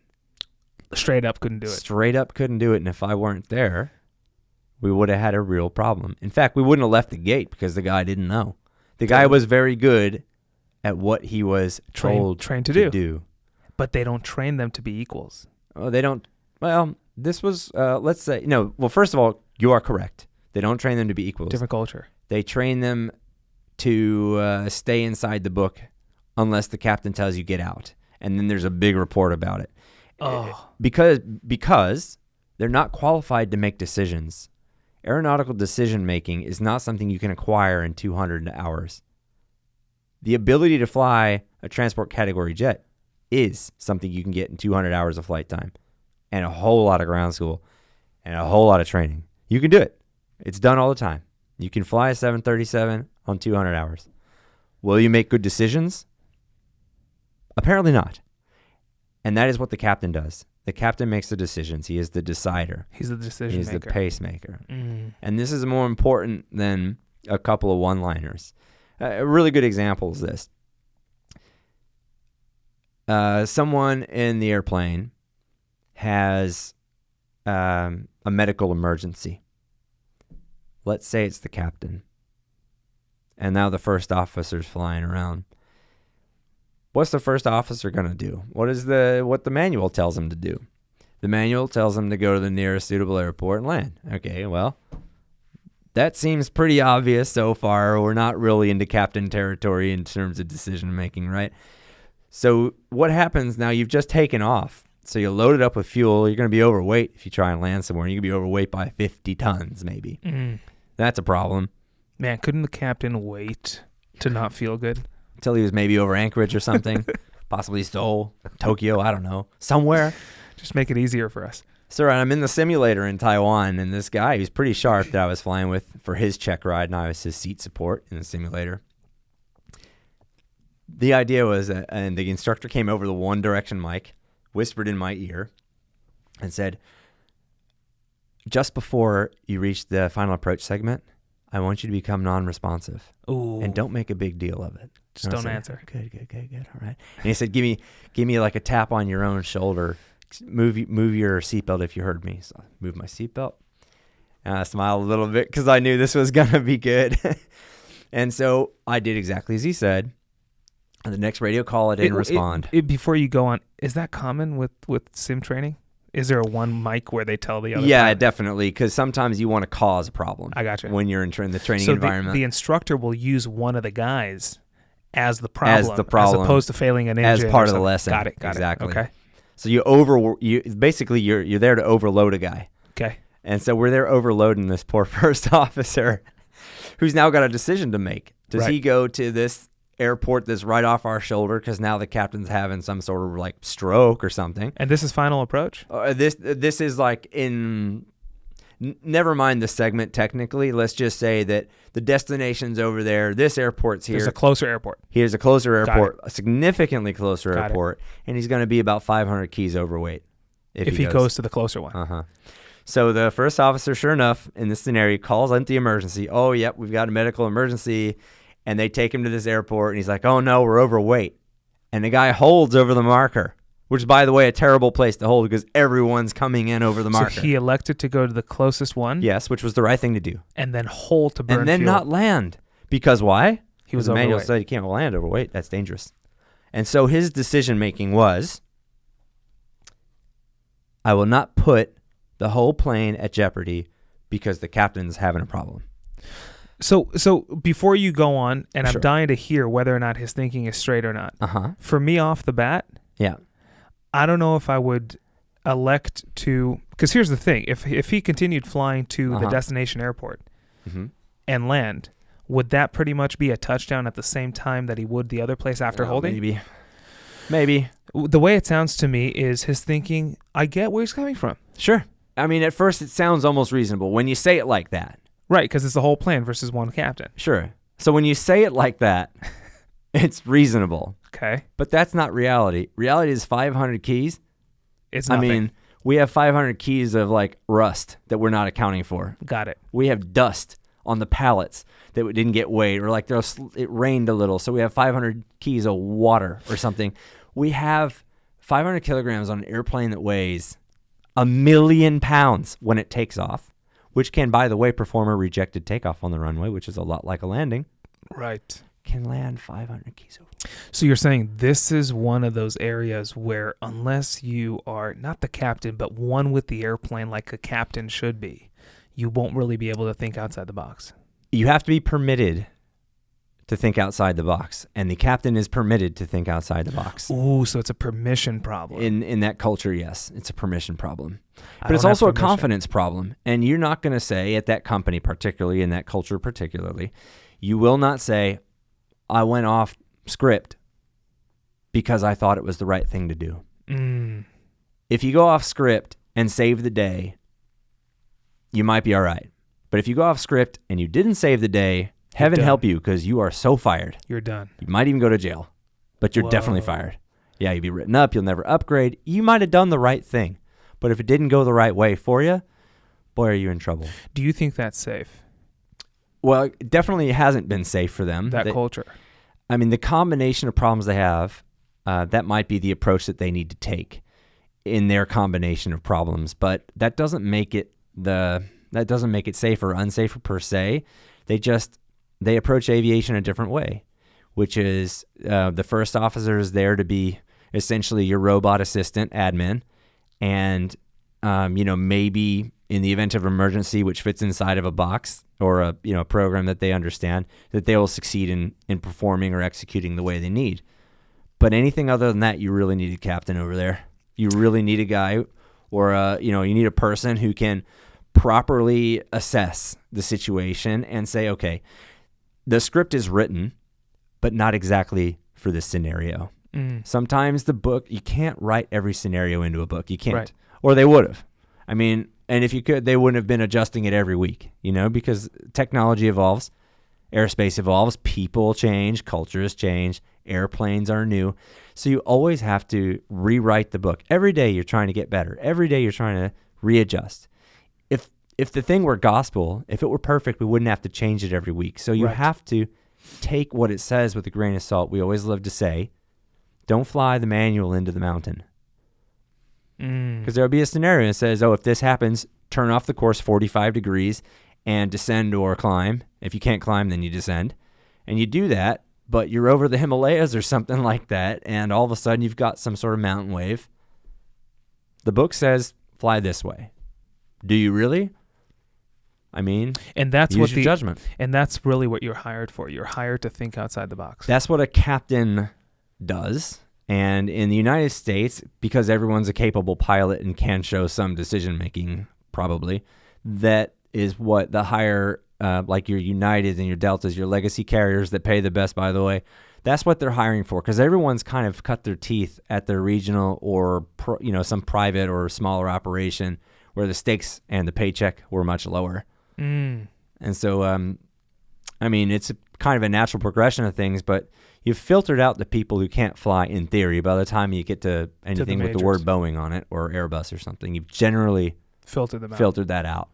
But when you see like CRJ or Bombardier, that is, or Embraer on the side of the wall, That might not be a carrier, maybe, Yeah. who have had the biggest pool of applicants to choose from.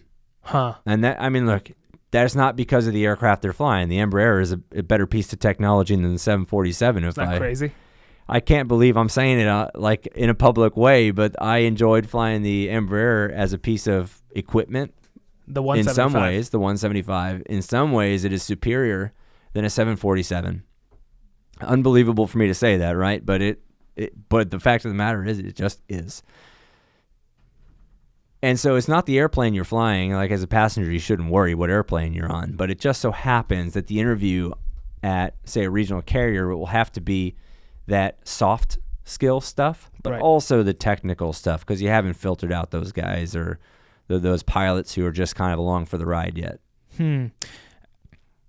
How would you describe the difference between regional and major, if there is any? What hit you in the face when you reached the majors? What was different, or nothing? Okay, so my experience would be a little bit different than some, because I went from flying regionals in the post-September 11th era to a major carrier in another country. So your first major was in China. That's right. Well, not China, but yeah, China. Somewhere out there. Taiwan. Depends on who you Taiwan. ask, but at the time it was called Taiwan Republic of China, and now people are trying to call it other things depending on their political views, but if you ask them, it's still Taiwan. So your first captain experience was at an airline where the culture was you're the only one who has permission to think. At a major, yes. Not only, permission to think, the ability to think. And by the way, you don't really have that much leeway, so don't mess it up. But And by the way, don't think too hard. Were you hired as a captain in the abroad airline? Yeah, I was, as a matter of fact. Direct entry. I was hired as a direct entry Boeing captain, having never flown a Boeing before, by the way. Dude. But as you said, you get hired for your captain skills.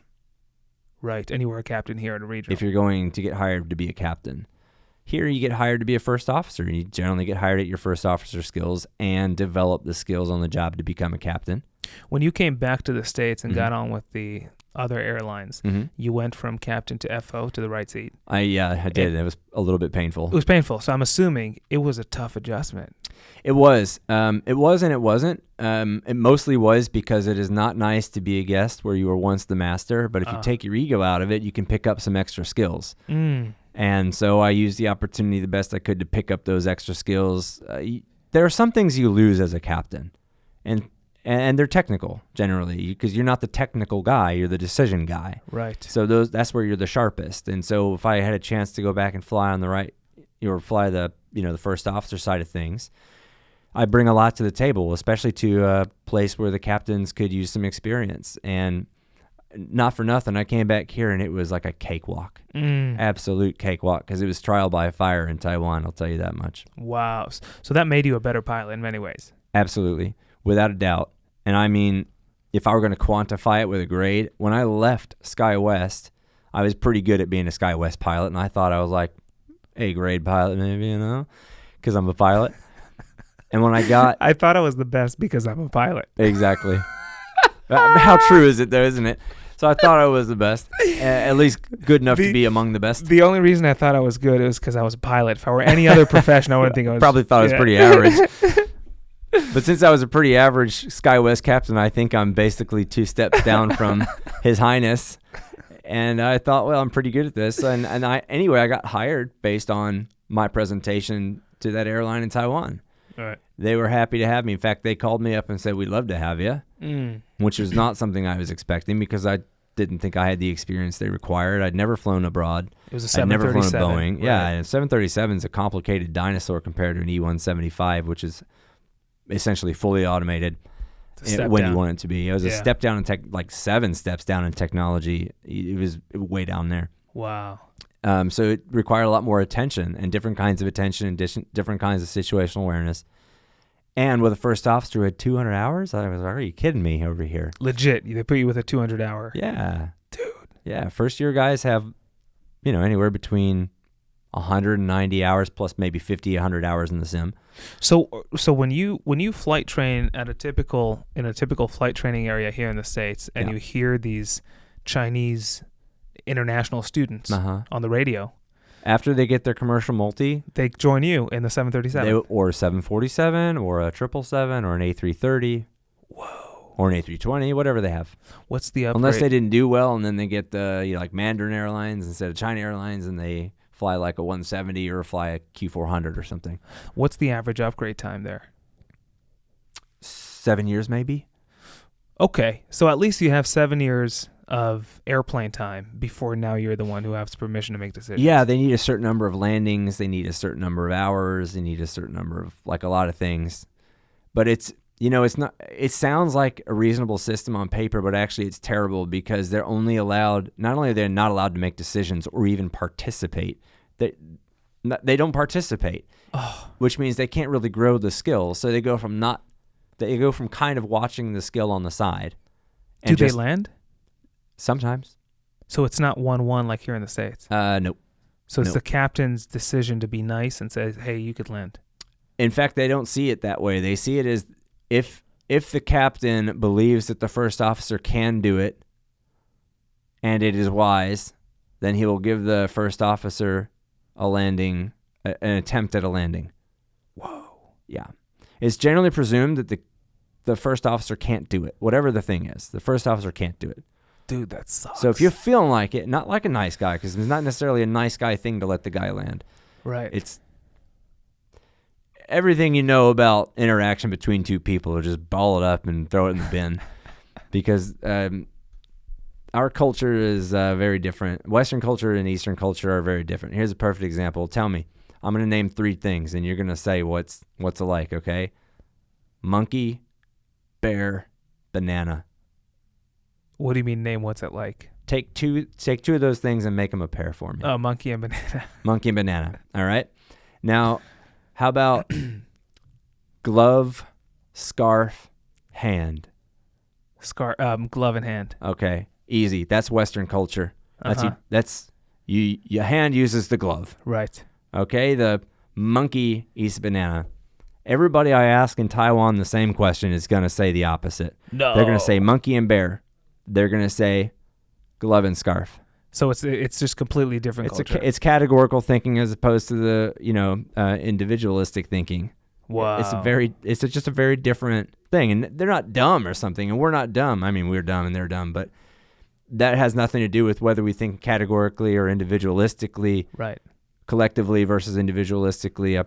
Not like a psychologist of some kind, but the point is, they think differently, and this is their system. Different culture, yeah. Exactly. So what you think you know about interaction between two people, believe me, if you go in there with that mindset, you're going to be hurt. So that experience, getting hired direct captain, just being in the cockpit with just that culture close by, how many years were you doing that for? I did a 3-year contract there. 3 years. That must have taught you a lot about communicating with people who aren't like you. Oh, boy. So, like I said, I thought I was an A-grade pilot when I left SkyWest. And I found out very quickly I was about a C- pilot overall. With flying or with being a captain? All the skills required of being an airline guy or a professional in general. I could fly the plane. In fact, I got to the 737 and I could fly it within about an hour. I was actually pretty good at it. I could probably fly any plane inside of about an hour, and so could any professional pilot. Anyone who's got like 4 or 5 type ratings says, just tell me the speeds. And that's it. And show me where the speed tape is, or show me where the altimeter is, and just tell me the speeds, would you? Yeah. That's it. Not even the altimeter. No one cares. It's like, just tell me the speeds. Yeah. So I know how it flies, and I know what number to hit. And look, you want a jet to descend? Put the nose on the horizon, pull the power to idle, pitch for 250. You will descend. That's it. Yeah. You want to stay level? Put the nose at 3 degrees, keep it about 260 knots indicated. You'll be good. That's it. I mean, there's just things that you pick up along the way about a swept wing jet.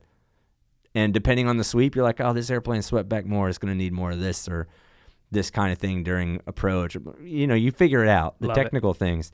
You really get on with a different type. It's just another type. So when I got to the 737, my situational awareness was really good in general. I was really sharp in terms of piloting skills because we're flying around in the Midwest in a regional. You get a lot of repetitions in really crazy weather, and it's as crazy there as almost anywhere. I mean, even in the Pacific, I'm flying around in typhoons, and it's pretty much just like a cold front in the Midwest. Right. It gets pretty hectic and a little bit dicey sometimes in Cincinnati also. Wind shear off the cliffs, stuff like that. Now, there are other things, other skills I needed there about being a pilot that I didn't develop here, partially because of my base, like terrain, for example. I didn't have a lot of experience with nearby terrain, but something they do in Japan, particularly Japan and the Philippines, is a lot of circling approaches in IMC. So in IMC. Yeah, you still have visual minimums, but you begin your circling approach and you start, you're pretty much in IMC, instrument meteorological conditions. Whoa. As you start. Like, you see the runway, you're not supposed to lose it, but you're not going to be really all the visibility and stuff like that you think on a nice clear day. So do they do circling approaches because the system does not have the money to put instrument approaches on all runways? You can't make a straight in approach to a lot of those runways because there's a mountain on the other side. I got you. It's terrain. There's a mountain on two sides, as a matter of fact. So it's terrain. Yeah, you're in a bowl or whatever, and there's no straight in approach available to that side. Got it. So in Japan, you get to a place, I think it was Takamatsu, and you're either doing a straight in, which is offset. Sorry, straight in. Right. With air quotes if you're not watching. Or you're doing a circle to land on 2.6 with a lot of mountains. And boy, you're pointing straight at them when you turn base as well. So you really have to trust. In a 737. In a 737, you can barely see. The only thing you can see is the runway. Whoa. Good luck. Yeah, and that's something I didn't have. We don't do circling approaches. Right. In fact, when you get your ATP, when you get a type rating here in this country, because on our type ride, I don't know what FAA individual decided to stamp his authority over this, but we don't check circling approaches because we don't do circling approaches in IMC. So, in fact, all of our ATP certificates have a limitation on them. When you get typed in an ERJ or CRJ or whatever, it'll say VMC circle to land only in the limitations section. Interesting. Because you're never going to do one. Right. You're not authorized to do one. Right. Why would you do one? Right. It's bad juju, they say. Huh. So anyway, but we do them daily at China Airlines. Whether the weather's good or bad, it's like where does the wind favor? And the runway's short, so you don't just get to take a tailwind landing. So it's altogether a completely different animal of flying. Oh, it's the Wild West, too, when you get to places without air traffic control or under-skilled ATC. And their philosophy of ATC is not ATC. Here we talk about air traffic control. But internationally speaking, that is an incorrect presumption. It is air traffic out of control. They're there as a service. It is air traffic service under ICAO standards and Doc 4444 and all these numbered documents in the ICAO chapters or annex through 18 or 19, whatever they're up to now.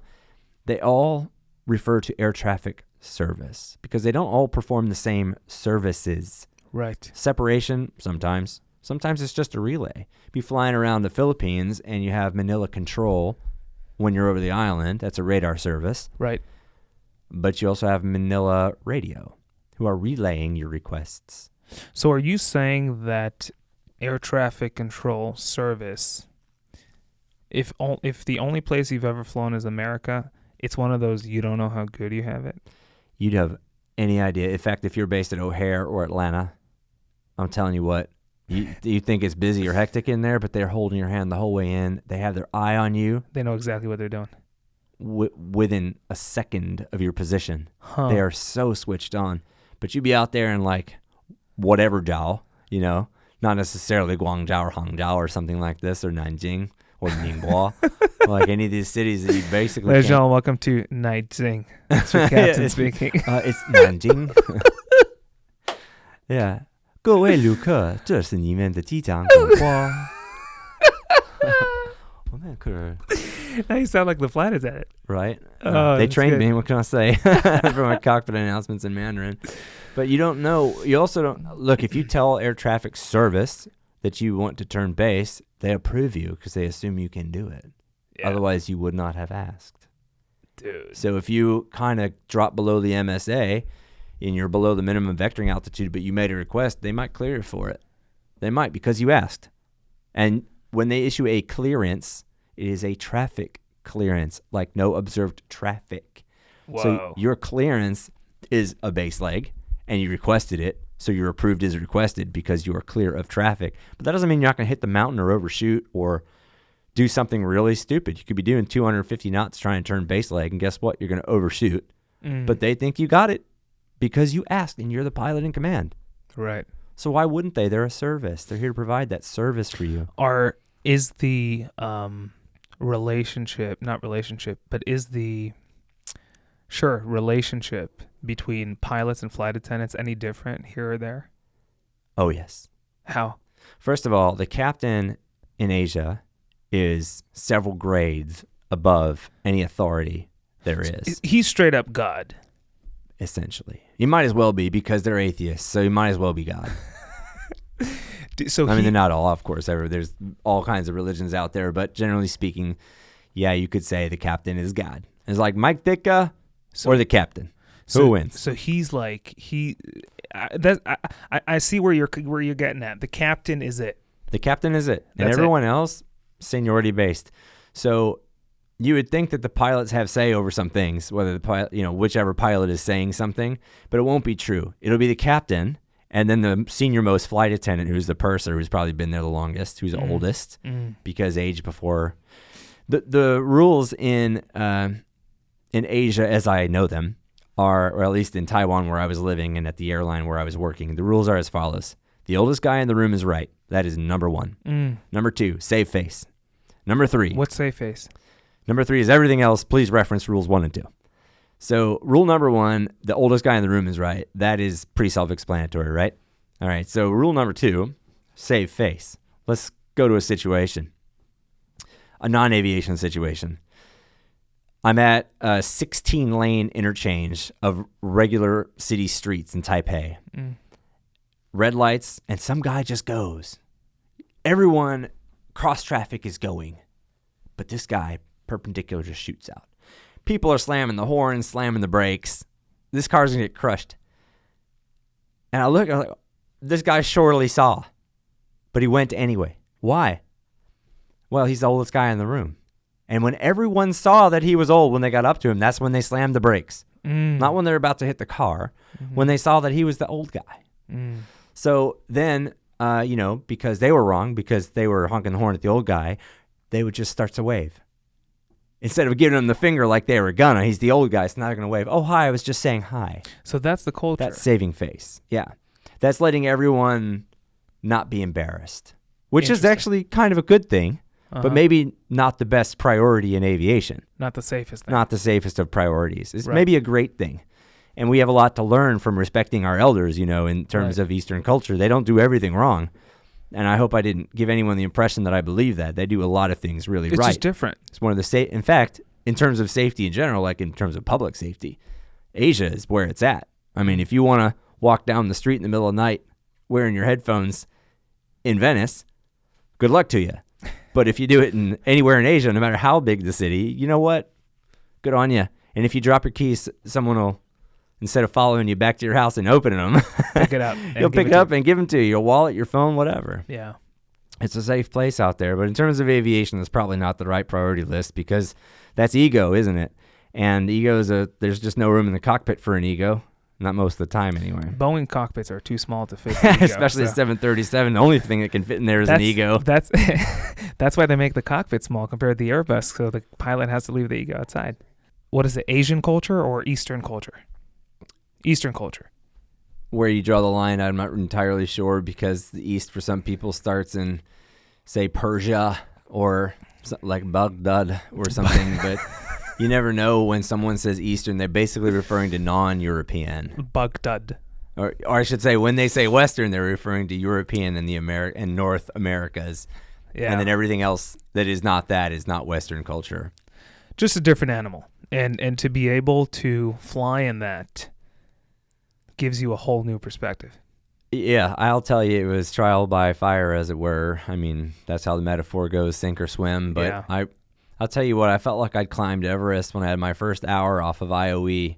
Actually, even when I got through training, more or less unscathed, because not everyone, most people seem not to, actually. Right. So the fact that I even made it through was sort of mind-bending for me. I went from being this guy who couldn't find work for one reason or the other in the United States. I mean, I looked like I was a captain of SkyWest, and that's no small thing. Right. But it felt like I was getting left behind to all the preferential hires and people getting hired for whatever I couldn't put my finger on it, but I thought my resume looked about like theirs, but I couldn't even get called for an interview. And I thought, enough of this. I used to be so far ahead of the game, and I'm so far behind it, is how I was feeling. Right. And I thought, well, let me go elsewhere. But when I got elsewhere, I realized I was barely passing grade. I had so much to learn.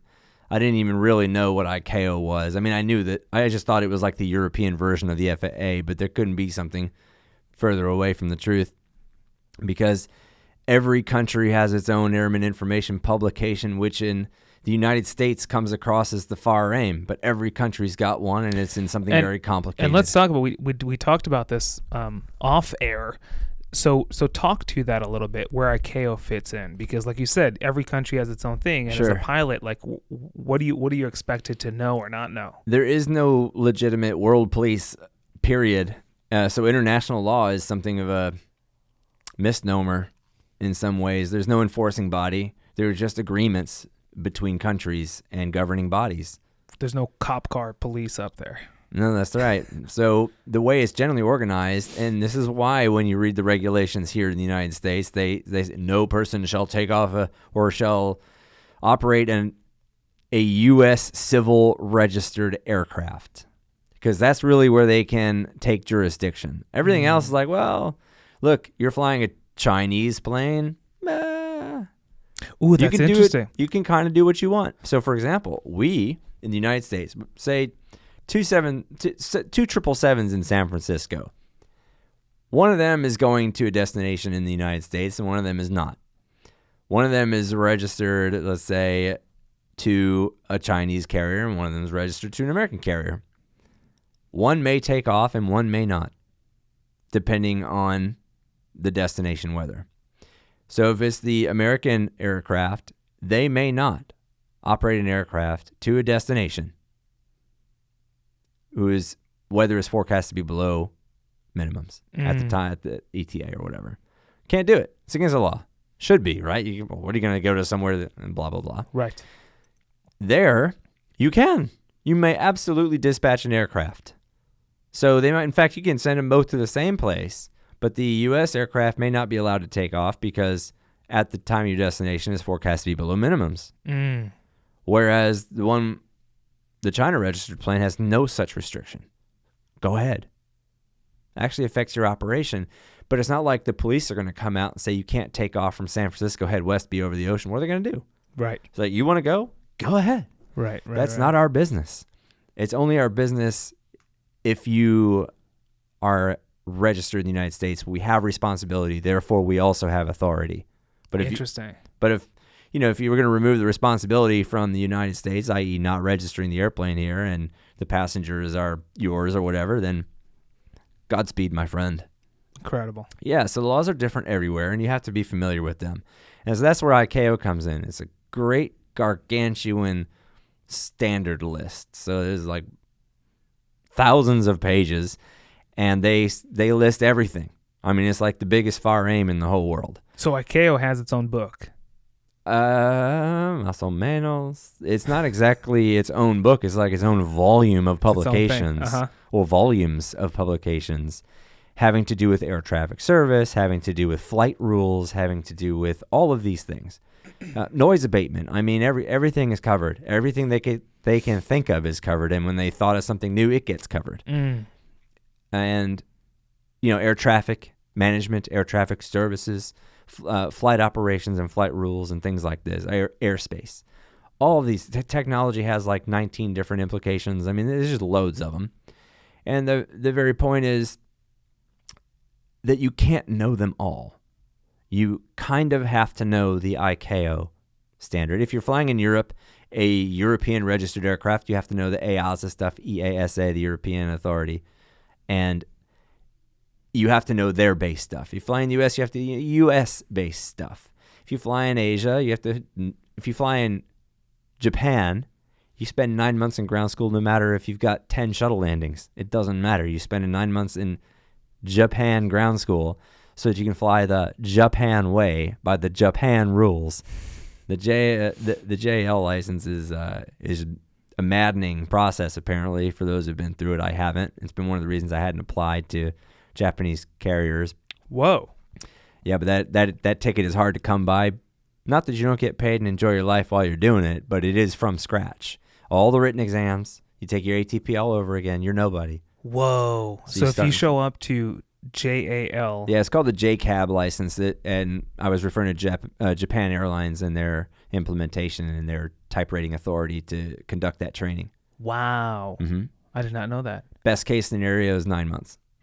That's insane. Yeah, including IOE. But it's usually 12 months or longer. Speaking of training, how long does the typical regional airline training take? It depends on the aircraft and company, but you can. There are certain minimum standards, so you have to spend 5 or 6 or like 40 hours of basic in-doc or whatever that is, and there's some topics you have to cover, and that's, something like 10 hours of information jam-packed into 40, if you know what I mean. Uh-huh.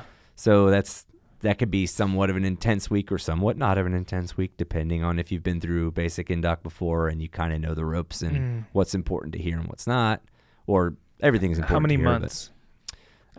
By the time you put basic in-doc together with systems training, which will probably be 2 weeks of ground school, more or less, together with simulator training, the bare minimum you're going to get out with is really 7 weeks. I gotcha. And then IOE probably a week. So, from scratch, you're looking at around the 8-week mark if you're going pretty quick. Really quick would be 6. That would be really, really quick. And the majority of time is taken up by what? Learning a new airplane? Yes. Let's say that. Let's say the majority of the time is systems and limitations ground school, which will take you a couple weeks, and then implementing that knowledge in the simulator, which will take anywhere between 8 and 12 sessions. Typically. Got it. It can take fewer. So if you're going from a 777 to a 78, or a better example is when you go from the Airbus 319, 20, 21, any of those family, to the A330, or vice versa, is a 4-day course. It's nothing. It's a 4-day course. It's a common type or a similar type, and they have between them what's called a star course. Boeing calls it one thing, Airbus calls it another, but it's essentially a family of type ratings, and there's a short course transition between them. Huh. Interesting. And then how long would you say the major training takes as compared to the regional? It's the same thing. Same thing. Yeah, regional carriers, they're all governed by Part 121. They're all going to have the same training footprint. Same length. Yeah, sure. So by the time you get to your major carriers, Atlas aside for various reasons, but by the time you get to various majors, it's the same 6-8 week footprint, and then you're on IOE, and then you're laughing. Interesting. Yeah, but at Atlas is another story because we have some international operations, and it's not that the 747 is extra special and you need more simulators. You don't. It's just a different plane. Right. But we have a kind of broader footprint because there's just more to cover in terms of international ops, and it ends up being an extra couple weeks or 3 weeks. And some people say that it's really hard training, and I can see it because if you haven't flown abroad before, then you get used to all these terms. You like learning a new language, you're learning a new airplane. It's huge. You're sitting on the third story, basically, is your perspective. If you could imagine an apartment building that's a block long and a block wide and driving it down the street, that's what it looks like from the third floor of the balcony. Insane. And then it is awesome. Yeah, because you go up the stairs, and then you turn and go up some more stairs to get in the plane. And then you go up more stairs, and then you're on the flight deck. And then you walk a few meters, and then you're in the cockpit. Up and up and up. You just keep going. You were telling me the other day, like taxiing that thing is an incredible feeling. Taxiing the 747 is unlike any experience in aviation so far for me. Wow. Every plane, when you're in the air, they fly how they fly. Right. But jets are jets, swept-wing jets are swept-wing jets. They'd be more or less responsive at 300 knots. Right. They have different performance figures, but in terms of how you feel holding it, you can still turn. They turn the same way. They might feel a little heavy or a little light or a little loose, a little tight, but that's as much in the rigging as the airplane. Right. So on the ground, that is a specifically different experience from every airplane to every other airplane. Most of them ride low, and some of them are sort of extra nose low. So you'd see over you'll see over the flight deck anyway, but the nose wheel is lower than the mains, and you sort of look pitched down. If you've ever seen, especially aircraft with tail-mounted engines look pitched down, it's a weight and balance thing. and they sort of drive around nose low. Looking at the floor. Yeah, they kind of approach low, looking like a lawn dart, as it were. But not a 747. No, sir. No, sir. No, sir. No, sir. You be in taxiing a CRJ is its own problem because you're in a sea of lights and the lights are basically eye level, so it's very difficult. Right. But you're in the 747, everything looks just like the airport diagram, looking straight down on it. And then you see this tiny little airplane over there, and you're crossing and it's a few hundred yards away or something. Oh, look at that tiny little thing. It looks like an Embraer 175, doesn't it? And you get closer, and it's a 767. Dude. It's a heavy aircraft. And you can't mistake a 777 because of that squash tail, but right, and other reasons that the truck gear and everything. I tell the 777s with the 3 wheels. So there are ways to tell the 777 apart in the distance, but yeah, in the distance you might see a 76 or a 73, but if you're a 747 looking down on all that, it's just another little plane. Wow. Yeah, and that's fun. That's a fun ego boost. Right. But you have to stay real tight on your turns. On your head, you want to be heads up, let's say, because on your turns, even on your straight, you can't really wander off the center line. Because your wings will hit something. You might, your engines are already over the grass potentially. And your mains take up a huge portion of the taxiway. Yeah, and your mains are meters and meters apart, maybe taking up the entire taxiway. Whoa. Exactly. So you could be, for example, making an S-turn. And this would be like the most exciting part of your day. Like making an S-turn on taxiways. Are you kidding? Turn right, turn left, you're done. Not so simple. You got to plan that just right. If you take the first one too sharp or not sharp enough, then, you have, and by the way, terrain matters. So if you're kind of up a hill or down a hill, you have to plan accordingly, and those engines take a while to get the juice required. And if you have to add extra, now you're blowing people away behind you. So you have to coordinate this thing just right. When you're in a CRJ, ERJ, even 737, you could kind of stall out during your turn. It's like, yeah, whatever, just kind of uncock the nose a little bit and add a little juice. We'll be all right. Right. You cannot do that in a 747. You might slide off the end or push someone behind you, flip someone behind you. You really have to get your it toes. just right. Yeah. You got to get it just right. And that is a pretty satisfying thing to do. I love taxiing a 7-4 in the snow and the ice and whatever. So you like flying to Chicago, long taxi. Yeah, I do actually. I asked for the legs of the longer taxi, if I can get them. Chicago, Shanghai, Chicago, Dallas, depending, yeah. Big airports. Yeah, big airports with a lot of ground to cover because, look, I got a bazillion landings. I got loads of pilot and command time on Boeing jets or other jets. So it's just fine. It's fun. And I like landing as much as the next guy probably, but I like taxiing more than anybody, I think. I just love it. Taxiing a 747. That's the pinnacle of my airline experience, I'm afraid to tell you. That's it's so funny. Heaps of fun. I mean, is it as satisfying as nailing a circling approach in bad weather in, East bejesus Tokyo, or let's say like Takamatsu or Miyazaki or something? Yeah, okay, no. It's not that hairy, right. But it is just as precise, and it's a little bit more fun. Yeah. Yeah. I love it. That's awesome. So John, you and I could talk for days, but in the name of wrapping things up, you are, like we said, you're flying a 7-4 cargo. That's right. Here in the States. You have also flown passengers. In fact, you fly some passengers, some cargo. I do. Yeah, that's right.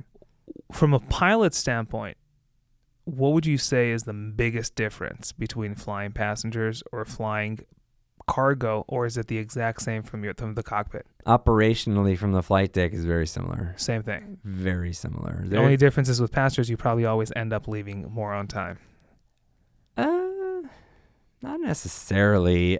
Look, it's a different operation because you have different priorities. The biggest set of changes when you're flying freight, it will still depend on your company and its work rules.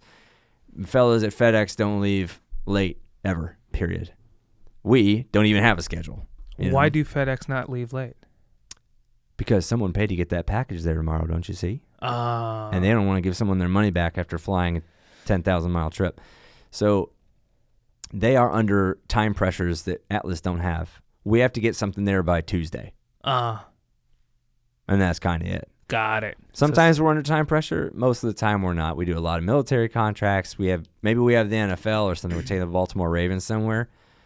Okay, so we're leaving on Wednesday-ish, And so it's no big deal.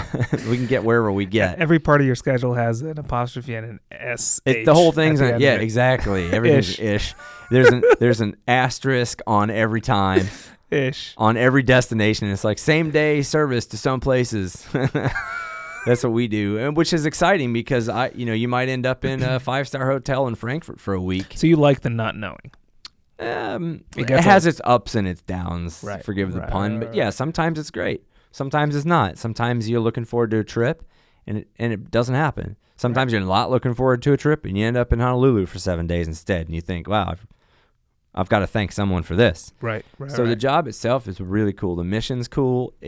Like Cy Young, the pitcher, the most wins ever, also the most losses ever. So it just depends on how much you like being a part of it. Right. If you work for some of the other carriers, it's a little more predictable. Maybe the money's better too, but it's probably not going to have as much, say, fun involved. And you're not going to have weird destinations. Like I fly to Kazakhstan. I've flown to Afghanistan. I've flown, our company, we fly to places most people haven't ever heard of before. I got to tell you what, I'm happy to do that. I love the challenge. You got to get to know somewhere really well before you fly to it, the best you can. And then when you get there, it's still not what you think.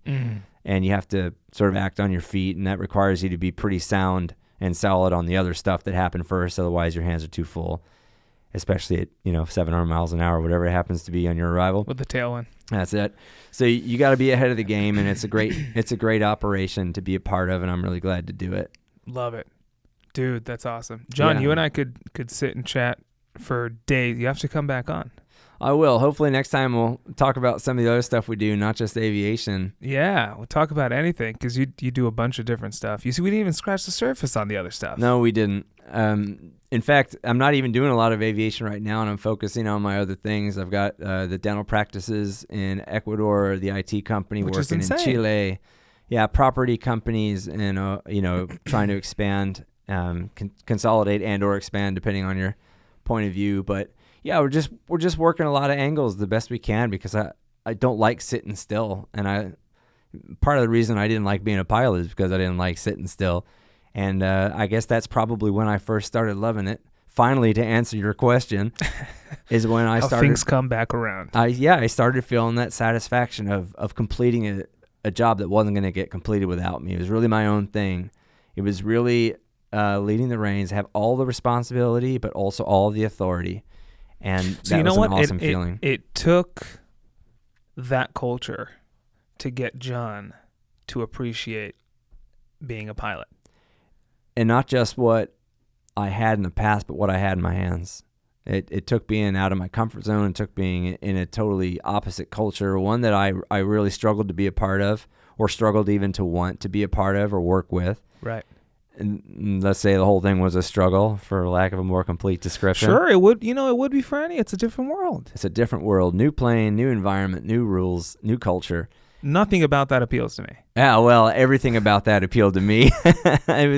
I went there for a challenge, as much as I could get, and I got more than I bargained for, even. But I'm really glad that I did. And I come back here and.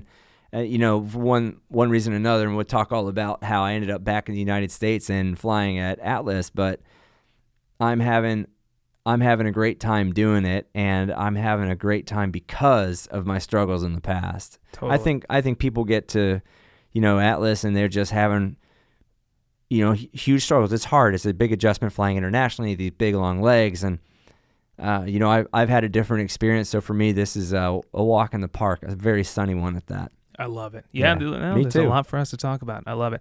Well, John, thanks for coming on.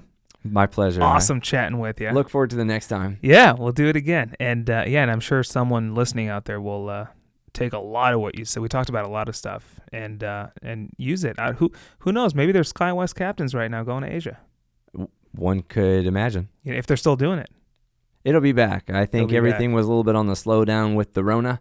Yeah. But I've already seen the postings, urgently needed captains and stuff like this overseas and in strange places. So Yeah, if you're an Embraer 175 guy, you got a lot of options around the world. If that kind of thing interests you, you got a lot of options at home now too. I've never seen hiring like this in. Isn't that crazy? Look, I've been in aviation since 2001.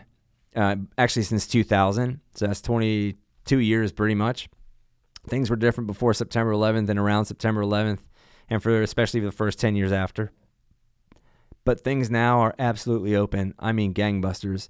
Before, FedEx on their application page, which would open like once every, 3 years for about 3 minutes to people who knew it was open. And they would have the various types of aircraft you had and could fill in.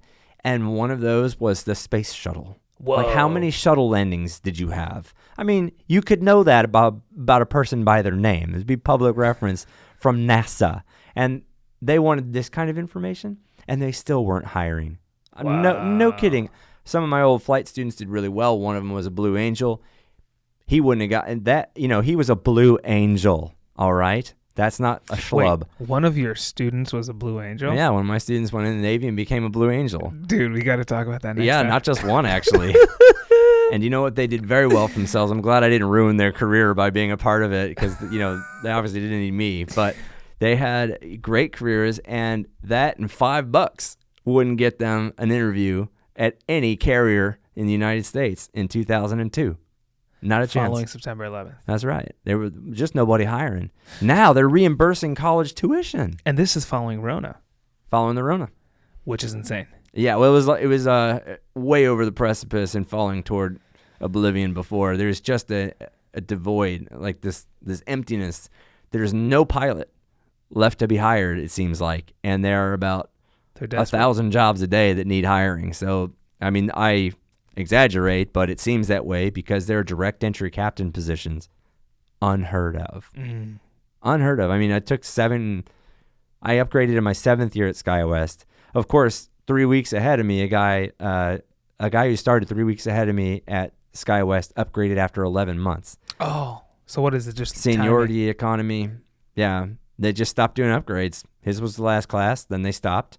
And then they didn't start again until 2012. Dude, that's really it's crazy how that works. Yeah. It's all about timing. Yeah, well, unfortunately so. But also you can have some crazy adventures because if I'd have gotten his job, I'd gotten some different job and never gone to Asia and never been a professional rugby guy and never started doing this and never started that. And I wouldn't have the, my endeavors in South America or all of the myriad things I do outside of aviation, for which I'm grateful and glad and proud. Yeah. Yeah, I mean, that's life, right? Hindsight, you look back and you're like, okay, without that, this would have never happened. And sure, it's good stuff. I love it. There's a good Robert Frost poem about it. We'll talk about it on the next time, I hope. Yeah, there has to be dude, you had a student who was a Blue Angel. Yeah, it was pretty awesome to see him flying too. I guess you see his name, under. You taught this kid how to land. Oh, I think he pretty well knew how to land before I taught him anything. You taught him stuff about airplanes. I did. I taught him stuff about airplanes. The Blue Angel. And by the way, his brother was also offered a Blue Angel slot, but was doing some Special Forces stuff instead. So I felt like I had a good impression on two guys. Of course, I was a blip in their aviation career, so I had nothing to do with it, but at least I didn't derail them. Dude, okay, we'll talk about all that. John, thanks for coming on, man. Pleasure was mine. Appreciate it.